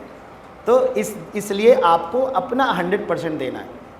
सबसे बड़ा जो नेगेटिव मुझे दिखता है तुम लोग का, स्पेशली इन फिजिक्स, वो ये है कि तुम लोग गोलेबाज इंसान हो, गोले बहुत मारते हो। रोज़ मुझे 20-25 लोग मैसेज करते हैं, आज मुझे टाइफाइड हो गया था, आज मैं गांव चला गया था, आज मेरी शादी वाले आ रहे तो मुझे लड़की देखने जाना था। यहाँ तो मैंने कहा भैया डॉक्टर नहीं बनोगे, कोई नहीं आएगा तुम्हें देखने के लिए, समझ लो, ध्यान रखो। देश में लोग बहुत अलग विचारधारा के लोग इंडिपेंडेंट रहना पसंद कर रहे हैं, लेकिन नाकाबिल लोगों के साथ रहना पसंद नहीं कर रहे हैं। तो भैया ध्यान रखो, जीवन का जो सबसे बड़ा गोल है ना, एक दो ही जीवन के सबसे बड़े गोल होते हैं, कोई माने तीसरा गोल होता है देश सेवा। पहले दो गोल तो यही है ना, पैसा, देखो खुद ही बोल दिया, खूब सारा पैसा और एक अच्छा जीवन साथी। क्यों जी, ओके, अरे मानो न मानो सत्य तो यही है। तो भैया वो जो तुम्हें समझ सके है, वो जिसे तुम समझ सको है, तो लेकिन लेकिन लेकिन पढ़ोगे नहीं तो वो भी मिलेगा नहीं, ध्यान रखना। चलिए, तो अब इसमें जो कंप्लीट क्वेश्चन, बेटा ध्यान दो, इसमें जो कंप्लीट क्वेश्चन बनते हैं, कभी कभी क्या होता है एक्सेलेरेशन पूरा पूरा पूछ लेता है। जैसे मान लो ये सवाल है, यहाँ पर हमने एक 2m मास की बॉडी लटकाई और यहाँ पर हमने एक 3m मास की बॉडी लटकाई। ये बॉडी A है, ये बॉडी B है, और हमसे पूछा गया find out acceleration of A and B। अब देखो ध्यान से, सबसे पहली बात कि जब तुमने ये देखा कि यार यहाँ पर दो पुली हैं, एक मूवेबल पुली भी है, मूवेबल पुली भी है, तो तुमने क्या किया, तुम समझ गए कि यार एक्सेलेरेशन डायरेक्ट कनेक्शन नहीं है यार, सीरीज ग्रुपिंग नहीं है। ऐसा नहीं कि यही रस्सी जाकर उसमें दूसरी बॉडी, ये देखो रस्सी यहाँ जाके जुड़ी और ये नई डिफरेंट स्ट्रिंग। तो इस डायग्राम को देखकर बच्चों तुम्हें एहसास होना चाहिए, तुम्हें एक अंदर से फीलिंग आनी चाहिए कि यार इनके एक्सेलेरेशन अलग अलग होंगे, सेम नहीं होंगे। इसका अगर ए नीचे मानोगे तो इसका ए मत मानना, इसका भी ए और इसका भी ए, गलत हो जाएगा। तुमको डायग्राम देख के फील आनी चाहिए, और डायग्राम से ना आए तो टेंशन डिस्ट्रीब्यूट करते करते आ जाए, यहाँ पे टेंशन T, यहाँ पे T और यहाँ पे टेंशन 2T, यहाँ 3mg आएगा और यहाँ mg 2mg आएगा।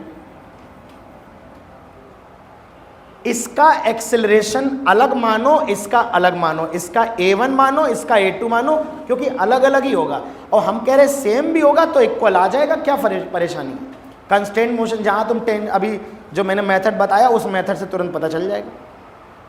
तो बेटा अब सुनो दूसरी गलत फहमी, तुम्हें ये लग सकता है कि ये वाली बॉडी नीचे जाएगी, ये वाली बॉडी ऊपर जाएगी, क्योंकि ये भारी बॉडी है तो नीचे जानी चाहिए। अब तक ऐसा ही पढ़ा है तो लगना ही यही चाहिए, लेकिन मैं तुम्हें बता दूं कि ये नीचे नहीं जाएगी, ये ऊपर जाएगी।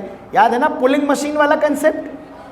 कई बार पुलिंग लास्ट लेक्चर में पढ़ाया था, पुलिंग मशीन और मैकेनिकल एडवांटेज, जिसमें हम कम फोर्स लगा के भारी बॉडी को उठा देते हैं। देखो यहाँ पे टी लग रहा है, टी, और यहाँ पे 2t लग रहा है, इसका दोगुना असर यहाँ हो रहा है। अगर t की वैल्यू 2 mg होगी तो 2t की वैल्यू कितनी होगी? 4 mg। अब बताओ 4 mg 3 mg को उठा देगा कि नहीं उठा देगा? तो अगर मैं तुमको सॉल्व ना कराऊं, मैं तुमसे बस नीट में सवाल पूछूं और मैं बस इतना पूछ दूं कि बताओ कौन सी बॉडी नीचे जाएगी, कौन सी बॉडी ऊपर जाएगी, तो सॉल्व करने की जरूरत नहीं है, देख के बता सकते हैं। तो ऐसा मत सोचना कि भारी बॉडी है तो नीचे ही जाएगी, चूंकि यहाँ t लग रहा है, यहाँ 2t लग रहा है। देखो कैसे चेक करेंगे, इसका एक सरल तरीका होता है।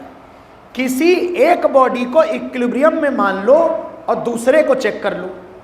किसी एक बॉडी को इक्विलिब्रियम में मान लो, जैसे मैं मान ले रहा हूँ कोई कहीं नहीं जा रहा, सब इक्विलिब्रियम में है मामला। तो अगर मैं इस बॉडी को इक्विलिब्रियम में मान लो, इक्विलिब्रियम का मतलब ये मोशन नहीं करेगा, एक्सेलेरेशन नहीं होगा, मान लिया होगा नहीं, ऐसा मत समझ लेना। तो अगर मैं इसे इक्विलिब्रियम में मानूंगा तो बताओ 2 mg का t बराबर क्या हो जाएगा? t बराबर, अगर काहे में मान ले तो अगर इक्विलिब्रियम में मानोगे तो तनाव कितना होगा? 2 mg। अगर t की वैल्यू 2 mg है तो 2t कितना होगा? 2 mg का 2 गुना कितना mg? 4 mg अगर ऊपर लग रहा है और 3 mg नीचे लग रहा है तो बताओ किधर जाएगा? पक्की बात है कि ये ऊपर जाएगी, A2 से ऊपर जाएगी, तो ये A1 से किधर आएगी? नीचे आएगी। लेकिन मान लो तुमने सॉल्व करने से पहले ये ना सोचा, तुमने A2 नीचे मान लिया और A1 ऊपर मान लिया, तो तुम्हारे A1 A2 दोनों नेगेटिव आ जाएंगे। तुम चिंता ना करो, जब नेगेटिव आ जाएं तो तुम क्या करना, तुम अपने आंसर को करेक्शन कर देना, तुम कह देना भैया ये नीचे नहीं जाएगी, ऊपर जाएगी। लेकिन जो मानना है, अगर तुमने नीचे माना है तो उसके हिसाब से न्यूटन्स लॉ लिखना, अगर तुमने ऊपर माना है तो उसके, जैसे मैंने ऊपर माना है तो मैं क्या लिखूंगा? 2t माइनस 3 mg बराबर 3m इंटू A2। लेकिन अगर तुमने नीचे माना होता A2, अगर तुमने नीचे माना होता तो तुम क्या लिखते? तो तुम लिखते 3 mg माइनस 2t बराबर 3m A2। तो जो मानो उसके हिसाब से लिखो। हाँ, अगर तुम्हें ना पता चले कौन ऊपर कौन नीचे जा रहा तो कोई टेंशन नहीं है, जो मर्जी हो वो मान लो। इसको नीचे मान लो भारी वाली को, इसको ऊपर मान लो। लेकिन जब आंसर सॉल्व करते समय A1 A2 नेगेटिव आ जाए तो आंसर लिख, कोई करेक्शन नहीं करना है, आने दो नेगेटिव वैल्यू रख दो, टेंशन निकाल लो। लेकिन बस आंसर लिखते समय लिख दो कि भैया A2 की वैल्यू इतनी होगी, माइनस हटा दो, ऊपर माना था तो आंसर में लिख दो कि इतनी होगी नीचे की तरफ, और इसको अगर नीचे माना था तो आंसर में लिख दो इतनी होगी ऊपर की तरफ। नेगेटिव साइन का मतलब वहाँ होगा कि आपने जिस दिशा में एक्सेलेरेशन माना है उसके विपरीत है एक्सेलेरेशन, उसके अपोजिट आया एक्सेलेरेशन, ठीक है। लेकिन चूंकि 2 ही बॉडी का सवाल तुम्हारे नीट में आएगा, इससे ज़्यादा का आएगा नहीं, तो 2 बॉडी में हमेशा इस मेथड से पता किया जा सकता है कि कौन ऊपर जाएगी कौन नीचे जाएगी। जैसे मैंने फिर से रिपीट कर दूं, किसी एक बॉडी को इक्विलिब्रियम में मानकर देखो। तो मैंने माना कि ये करंट आता है क्या है इसमें, मैंने माना कि ये वाली बॉडी इक्विलिब्रियम में है, तो अगर ये इक्विलिब्रियम में है तो t बराबर क्या होगा फिर से बताओ? 2 mg। तो इस पर 2t लगेगा, 2t, यानी इसका जो 2 mg है जब 2t लगेगा तो 4 mg के बराबर आएगा। यानी ये जो m मास की बॉडी तुमने 2 mg मास की बॉडी लटकाई है, इसका 2 गुना असर यहाँ हो रहा है, 2 गुना। तो 4 mg का जब असर ऊपर की तरफ होगा, 3 mg नीचे 4 mg ऊपर, तो ये रुक नहीं पाएगी, ये ऊपर जाएगी 100%। अगर ये ऊपर जाएगी तो ये भी नहीं रुकेगी, ये नीचे जाएगी। उल्टा भी कर सकते हो, तुमने माना कि सर हम इसको इक्विलिब्रियम में मानेंगे, तो बेटा अगर इसको इक्विलिब्रियम में मानोगे तो 2t बराबर क्या मानोगे? 3 mg। 2t बराबर 3 mg, तो सोचो बताओ 2t बराबर अगर 3 mg है तो t बराबर कितना आएगा? 3/2 आएगा। 3/2 कितना होता है? 1.5 mg। तो सोचो अगर ऊपर कितना लग रहा है? t लग रहा है, t कितना है? 1.5 mg, और नीचे कितना लग रहा है? 2 mg। कौन बड़ा है? 2 mg, तो किधर आएगा? नीचे। तो ऐसे भी पता चल जाएगा, ये नीचे आएगा तो ये कहाँ जाएगा? ऊपर जाएगा। इसका मतलब ये है कि अगर आपको तुरंत पता करना हो कि कौन ऊपर जा रहा है कौन नीचे जा रहा है, तो आप बड़े आराम से एक को इक्विलिब्रियम में मान लो, t की वैल्यू निकाल लो और दूसरे वाले पे चेक कर लो कि वो किधर जाएगा। उसके हिसाब से पहला वाला हो जाएगा। फिर भी मैं कहूँगा कि अगर एग्ज़ाम में सवाल हल ही करना है तो समय बर्बाद ना करो। अगर बहुत टाइम लग रहा है ये सोचने में कि कौन ऊपर कौन नीचे जाएगा, तो जो मर्जी है वो मानो और सॉल्व कर डालो। अगर सही माना होगा तो A1 A2 पॉजिटिव आ जाएंगे, और अगर गलत माना होगा तो A1 A2 नेगेटिव आ जाए। तो तुम कहो तो मैं गलत मान के कर दूँ कि सही मान के करूँ? ठीक है, तो सही मान के कर रहा हूँ, तो पॉजिटिव वन। गलत मान के करूँ? चलो गलत मान करता हूँ। मान लेता हूँ कि परीक्षा में हमको क्लिक नहीं करेगा, हम ये मानेंगे कि भारी बॉडी नीचे जा रही है और हल्की बॉडी ऊपर आ रही है। हमने ये मान लिया, ठीक। अब हमें पता है कि हमने गलत माना है, तो हमारे आंसर 100% दोनों नेगेटिव आएंगे। चलो ये ऊपर जा रही है, चलो बताओ न्यूटन्स लॉ क्या लिखोगे? तो T - 2mg बराबर 2m × A1, इक्वेशन नंबर 1। ये नीचे जा रही है तो क्या लिखोगे?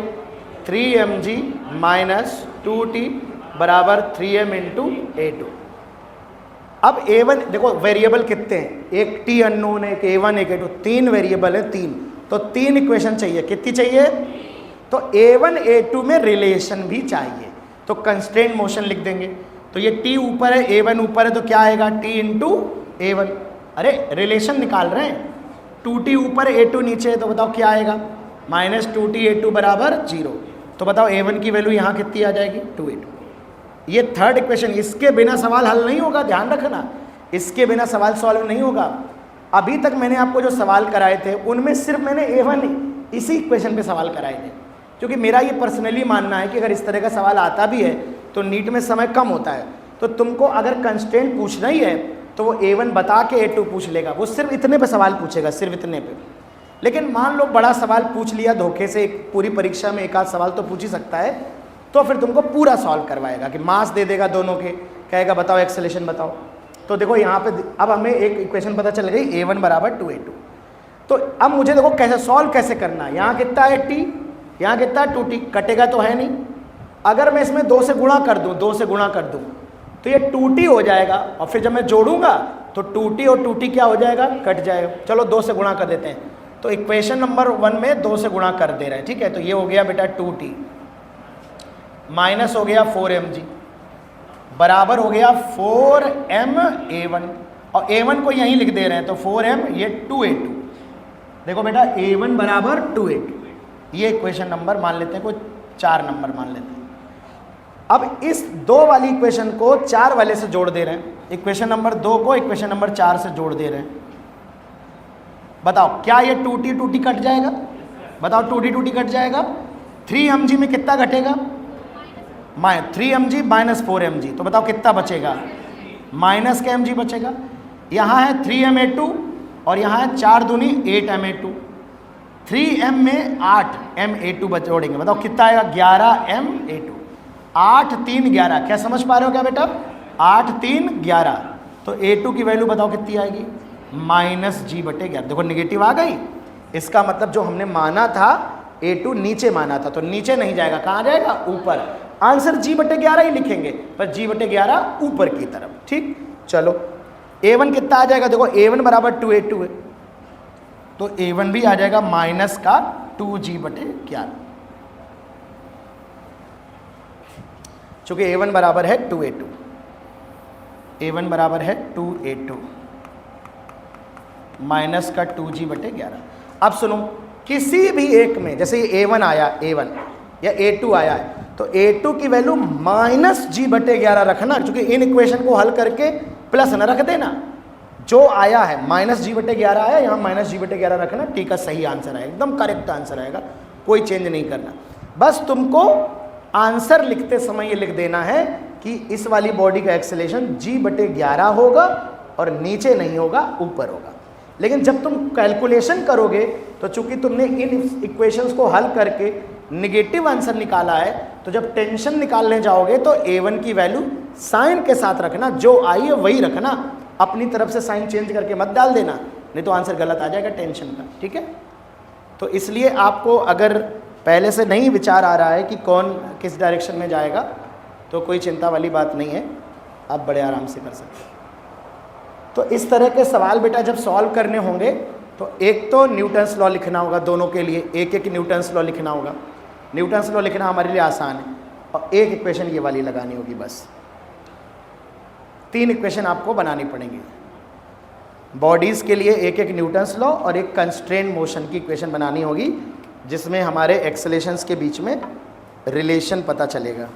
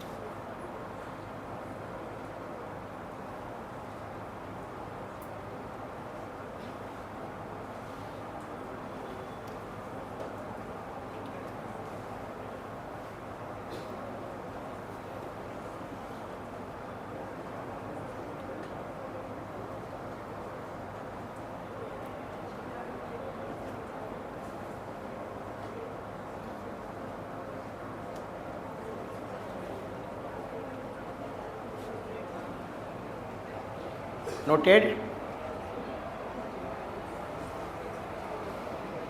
एक लास्ट क्वेश्चन इस पे करेंगे।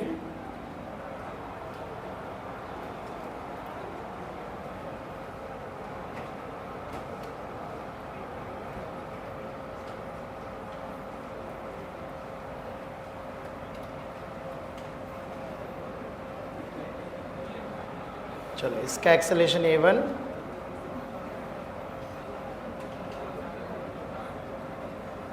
A1 A2 बताना। देखो इसमें टेंशन अगर T मानेंगे, यहाँ T, यहाँ T, यहाँ 2T। देखिए एक बात मन में आ सकती कि यहाँ T क्यों नहीं मान रहे हो। देखो अगर यहाँ मेन आर्म में T मान लेंगे तो फिर इनमें T/2 मानना पड़ेगा। T/2 प्लस T/2 तब T बनेगा। तो यहाँ पर अगर हम T मान रहे हैं तो यहाँ अगर T मानते तो यहाँ T/2 होता।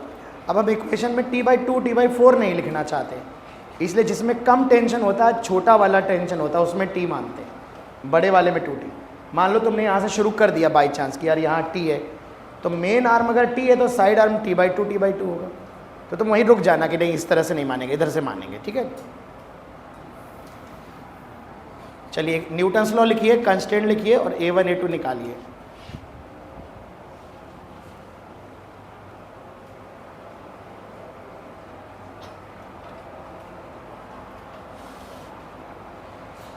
तीन इक्वेशन बनाइए।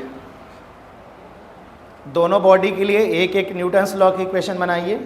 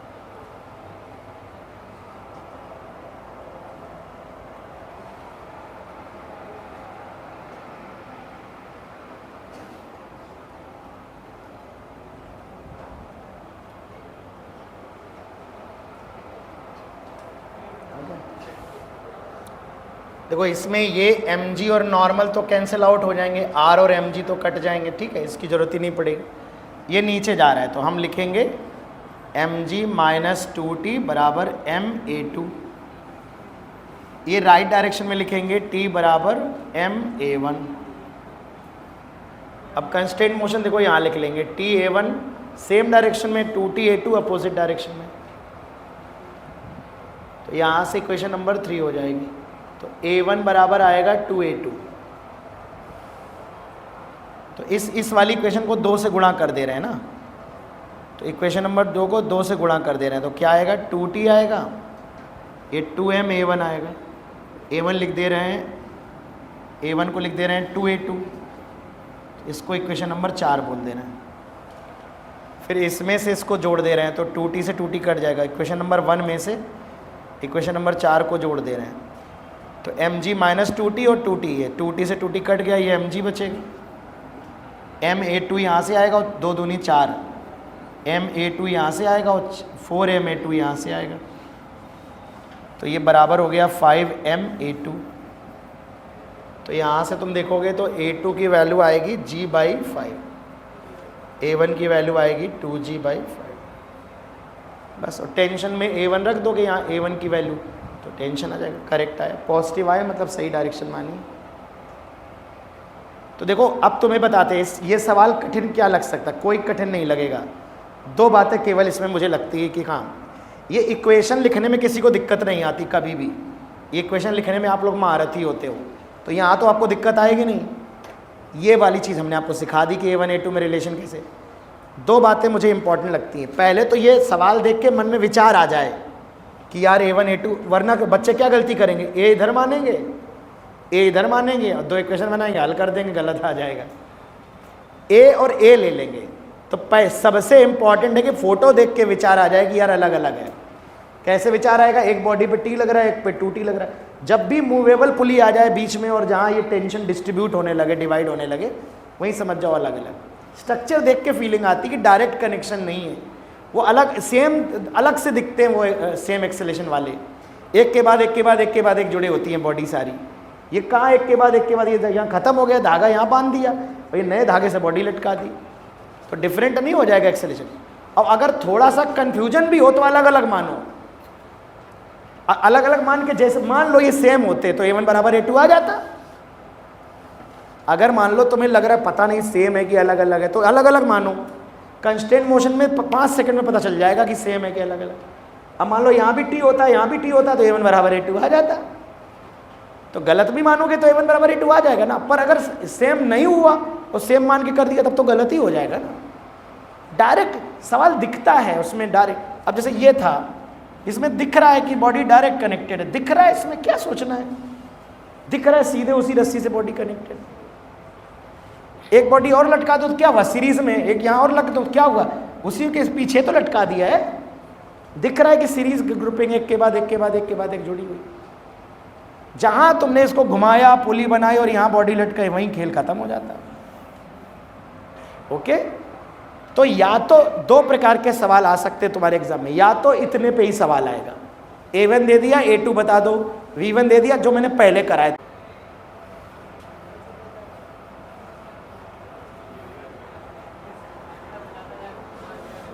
देर से बंद है क्या? ठीक है, चलो अब इसमें वेरी वेरी इंपॉर्टेंट जो आएगा ही, ये काफी इंपॉर्टेंट है, स्पेशली चूंकि ये बहुत ही यूनिक सा रिजल्ट है और ये डायरेक्टली आ सकता है एग्जाम में। मतलब वेरी वेरी इंपॉर्टेंट इसलिए नहीं कि कठिन है, मुझे लगता है कि नीट में ये जरूर पूछ सकता है, ये बहुत ज़रूरी बात है। कभी कभी कहानी ऐसे दी जाती है, ये पुली के सेंटर से जो बॉडी बंधी होती है, इसको मान लो वीपी, पुली की पुली के सेंटर से बंधा है, तो जितनी वेलोसिटी पुली की होगी उतनी वेलोसिटी से इसको घसीट रहे होगे। तो इस वाले पॉइंट से बांधकर पुली को वीपी वेलोसिटी से घसीट रहे हैं। ये मान लो जा रहा है V1 से, ये मान लो जा रहा है V2 से। तो तुमको VP, V1, V2, इनमें ये दो दे देगा, ये पूछ लेगा, ये दो दे देगा, ये पूछ लेगा। ये काफ़ी इंपॉर्टेंट है तुम्हारे एग्जाम के लिए, ये बहुत ज़्यादा इंपॉर्टेंट है, ध्यान रखिएगा। तो यहाँ पे अगर हम देखें कि कैसे रिलेट, इसके कई तरीके मैं डायरेक्टली रिजल्ट बता देता हूँ कैसे करना है। यहाँ पर ध्यान देना कि ये वाला जो धागा है, ये वाला धागा, इस पे टेंशन T होगा, इसमें T होगा। इस वाले धागे में पुली पे 2T लगेगा, लेकिन ये वाला जो धागा होगा जिससे घसीट रहे होगे, ये इसको कोई आदमी पकड़ के घसीट रहा है, ये धागा इंटरनल नहीं है। तो आप इस धागे का वर्क डन जीरो नहीं कर सकते, अभी इसका तीनों का मिला के जीरो नहीं कर सकते। ये इंटरनल होना चाहिए टेंशन, तभी वर्क जीरो होगा नेट। इंटरनल टेंशन का पावर जीरो होता है, एक्सटर्नल का पावर जीरो नहीं होता, इंटरनल टेंशन का पावर जीरो होता है।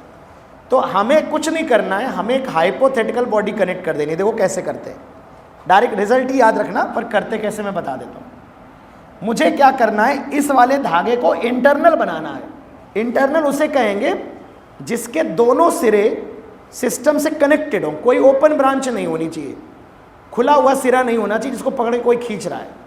तो मैंने क्या किया, एक जुगाड़ सेट कर दी। मैंने क्या किया, एक बॉडी, हम मान ली कि एक बॉडी जुड़ी हुई है और एक बॉडी को आदमी को पकड़ा दिया हमने, ले घसीट जरा बॉडी को। अब खेल खत्म हो गया। अब हम मान ही नहीं रहे कि धागे पे कोई फोर्स लगा रहा है, हमें तो वेलोसिटी से रिलेशन लिखना है ना। अगर मैं इस रस्सी से मान लूँ कि एक बॉडी कनेक्टेड है और इस बॉडी को कोई घसीट रहा है, तो सुनना, ये पुली अगर वेलोसिटी वीपी से ऊपर जाएगी तो ये बॉडी भी वेलोसिटी वीपी से बंधी, तो उसी रस्सी से है ना। तो अगर पुली की वेलोसिटी वीपी है तो बॉडी की वेलोसिटी भी क्या होगी, वीपी होगी। अब ये वाला जो धागा था ये भी कैसा हो गया, इंटरनल। बॉडी पे टेंशन कैसे लगेगा, नीचे की तरफ, पुली पे कैसे लगेगा, ऊपर की तरफ। अब पुली को भूल जाओ, यहाँ टेंशन कितना है, T, यहाँ टेंशन कितना है, T। इसकी वेलोसिटी V1, इसकी वेलोसिटी V2। बस अब आप सिग्मा T डॉट V लगा दो। तो देखो यहाँ पर T और V1 सेम डायरेक्शन में ले रखे हैं तो T इंटू V1 आएगा, यहाँ T into V2 same direction में ले रखे हैं, T इंटू V2 आएगा। इस बॉडी पे ये जो इमेजिनरी काल्पनिक बॉडी मैंने मान ली है ताकि इसको इंटरनल बनाया जा सके और अपना जुगाड़ फिट किया जा सके, उस बॉडी पे 2T नीचे लगेगा, तो -2T, और बॉडी ऊपर जा रही है उसी वेलोसिटी से जो पुली की वेलोसिटी बराबर 0।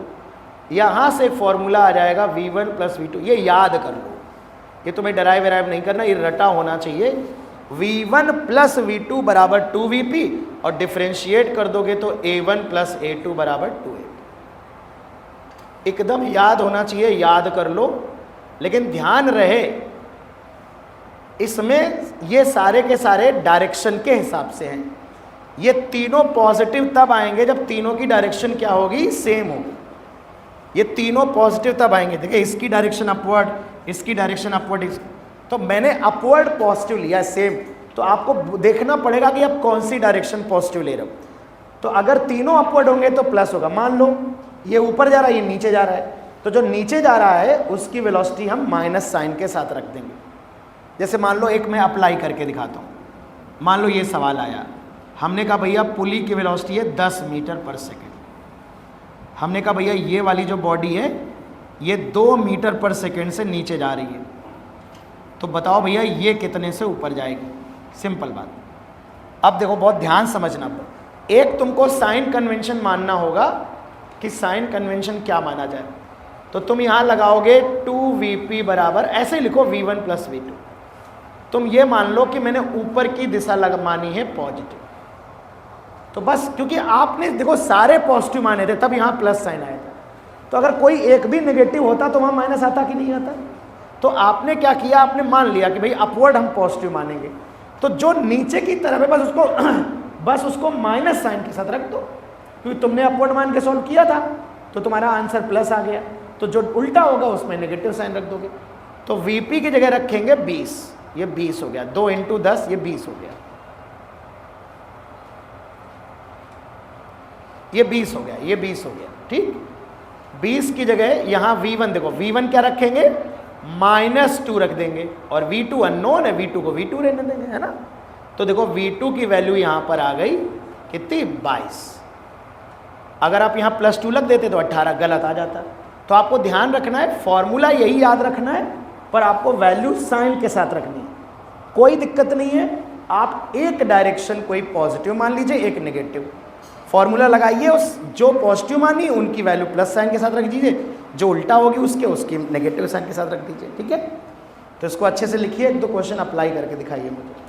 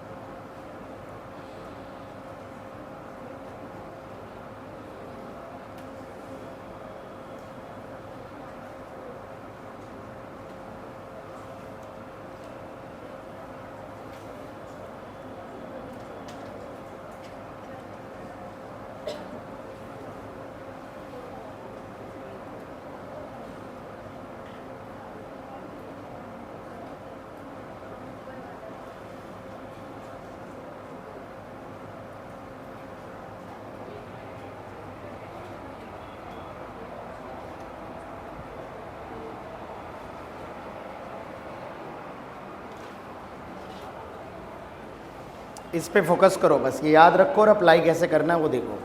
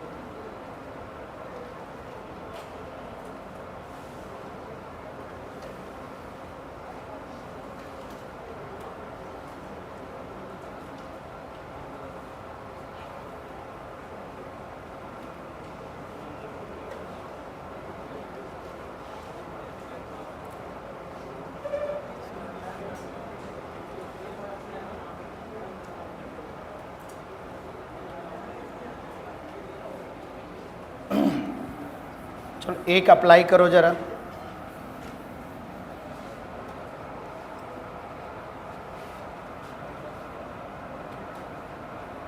ये v p is equal to, ये 6 मीटर पर सेकेंड है, यहाँ दो बॉडी कनेक्टेड हैं,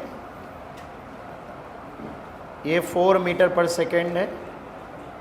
चलो इसकी वेलोसिटी बतानी है, ये अननोन है, v1 बताना, v2 बताना है। तो जो अननोन है उसकी कोई भी डायरेक्शन मान लो, उसके हिसाब से लिख लो, अगर सही मानी होगी तो पॉजिटिव आ जाएगी।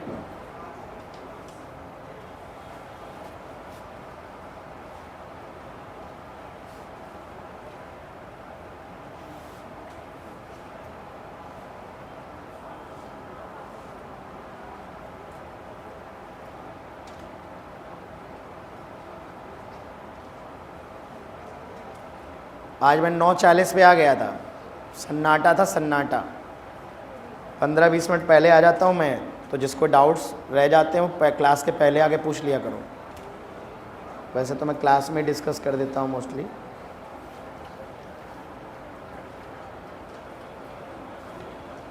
नौ 45, 9:50 पे तो हर हालत में आ जाता हूँ। क्या आंसर आ रहा है? अब देखो, जैसे मुझे नहीं पता नीचे जाएगा कि ऊपर, मैंने ऊपर मान लिया v2, अगर मैंने गलत माना होगा नेगेटिव आ जाएगा। तो चलिए अप्लाई किया, 2vp is equal to v1 plus v2। मैं ये मान ले रहा हूँ ये वाली डायरेक्शन पॉजिटिव है, तो मैंने 2 इंटू +6 रख दिया, ये +4 रख दिया, ये v2। तो v2 की वैल्यू 12 माइनस 8 कितना, 4, कितना आ जाएगा 8, और प्लस आ रहा है मतलब सही डायरेक्शन मानी है, तो 8 आ जाएगा यहाँ से ना, 8 आ जाएगा।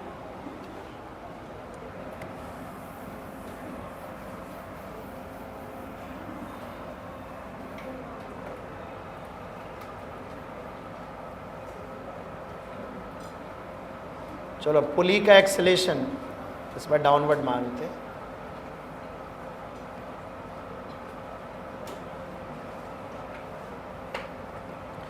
ये पुली नीचे आ रही है 4 मीटर पर सेकेंड स्क्वायर से, ये बॉडी ऊपर जा रही है 2 मीटर पर सेकेंड स्क्वायर से। A1 मान लेते हैं।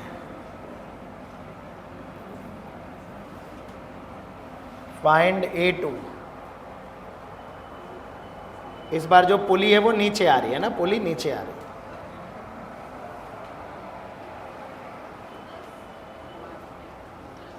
दस से ऊपर की 10 से नीचे,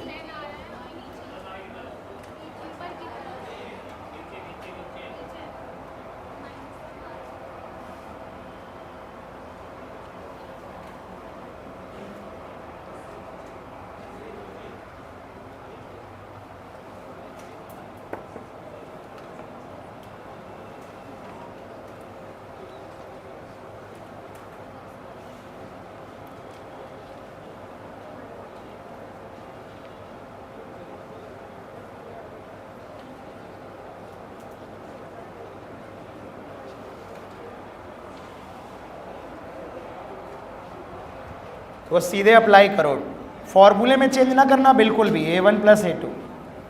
अब ये डिसाइड करो कि कौन सी डायरेक्शन पॉजिटिव लेनी। तो जैसे मान लो तुमने कहा कि सर हम ये डायरेक्शन पॉजिटिव ले रहे हैं ना ऊपर की तरफ, तो साइन के साथ रखना।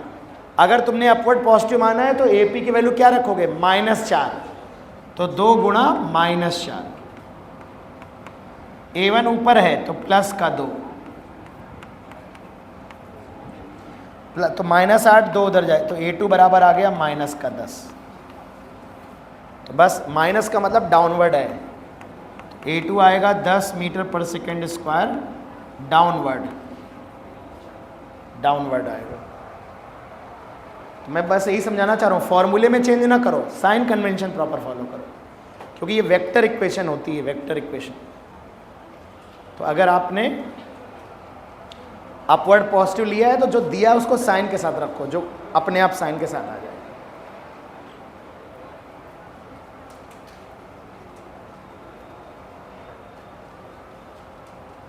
कर ले जाएंगे, ठीक है। तो ये कंस्ट्रेंट पूरा कंप्लीट हो गया है।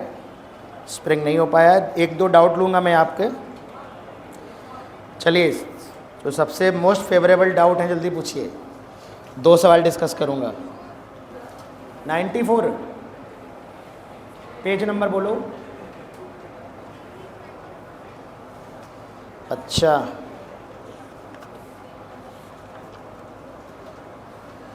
देख लो बच्चों, पेज नंबर 12 है। पेज नंबर 12 पे क्वेश्चन नंबर 94 है। बिल्कुल भी शोर मत मचाइएगा। क्वेश्चन नंबर 94 है। बेटा, 2 बॉडी हैं 30 केजी 50 केजी की, tied with a light string are placed on frictionless table. बेटा ऐसे हैं, एक 30 केजी की है, एक 50 केजी की है। A force F acting at B, ये B है, ये A है। पुल्स, एक फोर्स पुल कर रहा है जिसका एक्सेलेरेशन की वैल्यू 2 है। टेंशन इन द स्ट्रिंग, तो देखो एक्सेलेरेशन दिया है तो टेंशन ऐसे हो रहा है। इसको अकेले को सिस्टम मान लेंगे, तो इस अकेले को अगर सिस्टम मानेंगे, 30 केजी इधर लग रहा है, टेंशन इधर लग रहा है, A बराबर 2 है, तो T बराबर हो जाएगा 30A। A बराबर 2 रखेंगे, 60 न्यूटन आंसर होगा। तो इसका आंसर करेक्ट होना चाहिए पहला वाला ऑप्शन। अगर नहीं दिया है तो करेक्शन कर लो। ठीक, और बताओ, 1-2 डाउट और पूछ लो। 90 नंबर भी कुछ लोग पूछ रहे हैं। पेज नंबर 11 पे क्वेश्चन नंबर 90 भी देख लो। पेज नंबर ये वाला लिख लिया ना बच्चों। पेज नंबर 11 पे क्वेश्चन नंबर 90 देख लो। पेज नंबर 11 पे क्वेश्चन नंबर 90।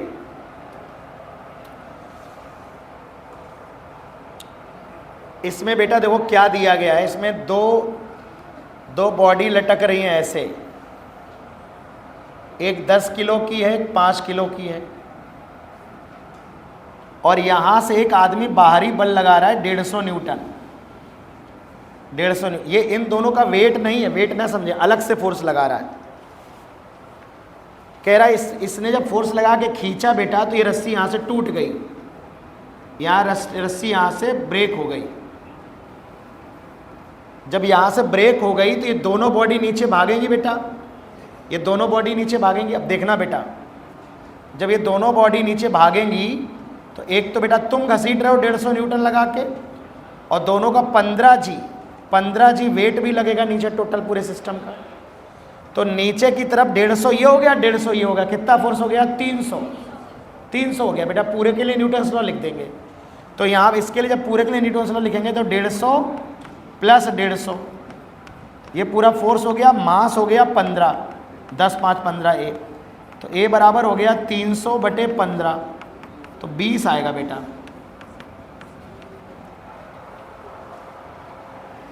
20 आ जाएगा। जोर से बोलना, यहाँ तक आवाज आए।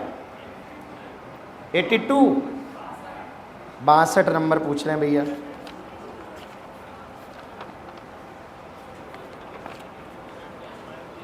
बेटा सूडो फोर्स के सवाल अभी बचे हुए, वो नहीं होंगे, ना 62 होगा ना 70 होगा। 62 70 सब सूडो के हैं, अभी इनको रहने दीजिए, ठीक है। 62 70 और एक और है, वो भी सूडो का है। एक कोई आज बच्चा पूछ रहा था, मैंने बता 58 नंबर भी सूडो का है। 58 62 70 ये सूडो के हैं, ठीक है। 76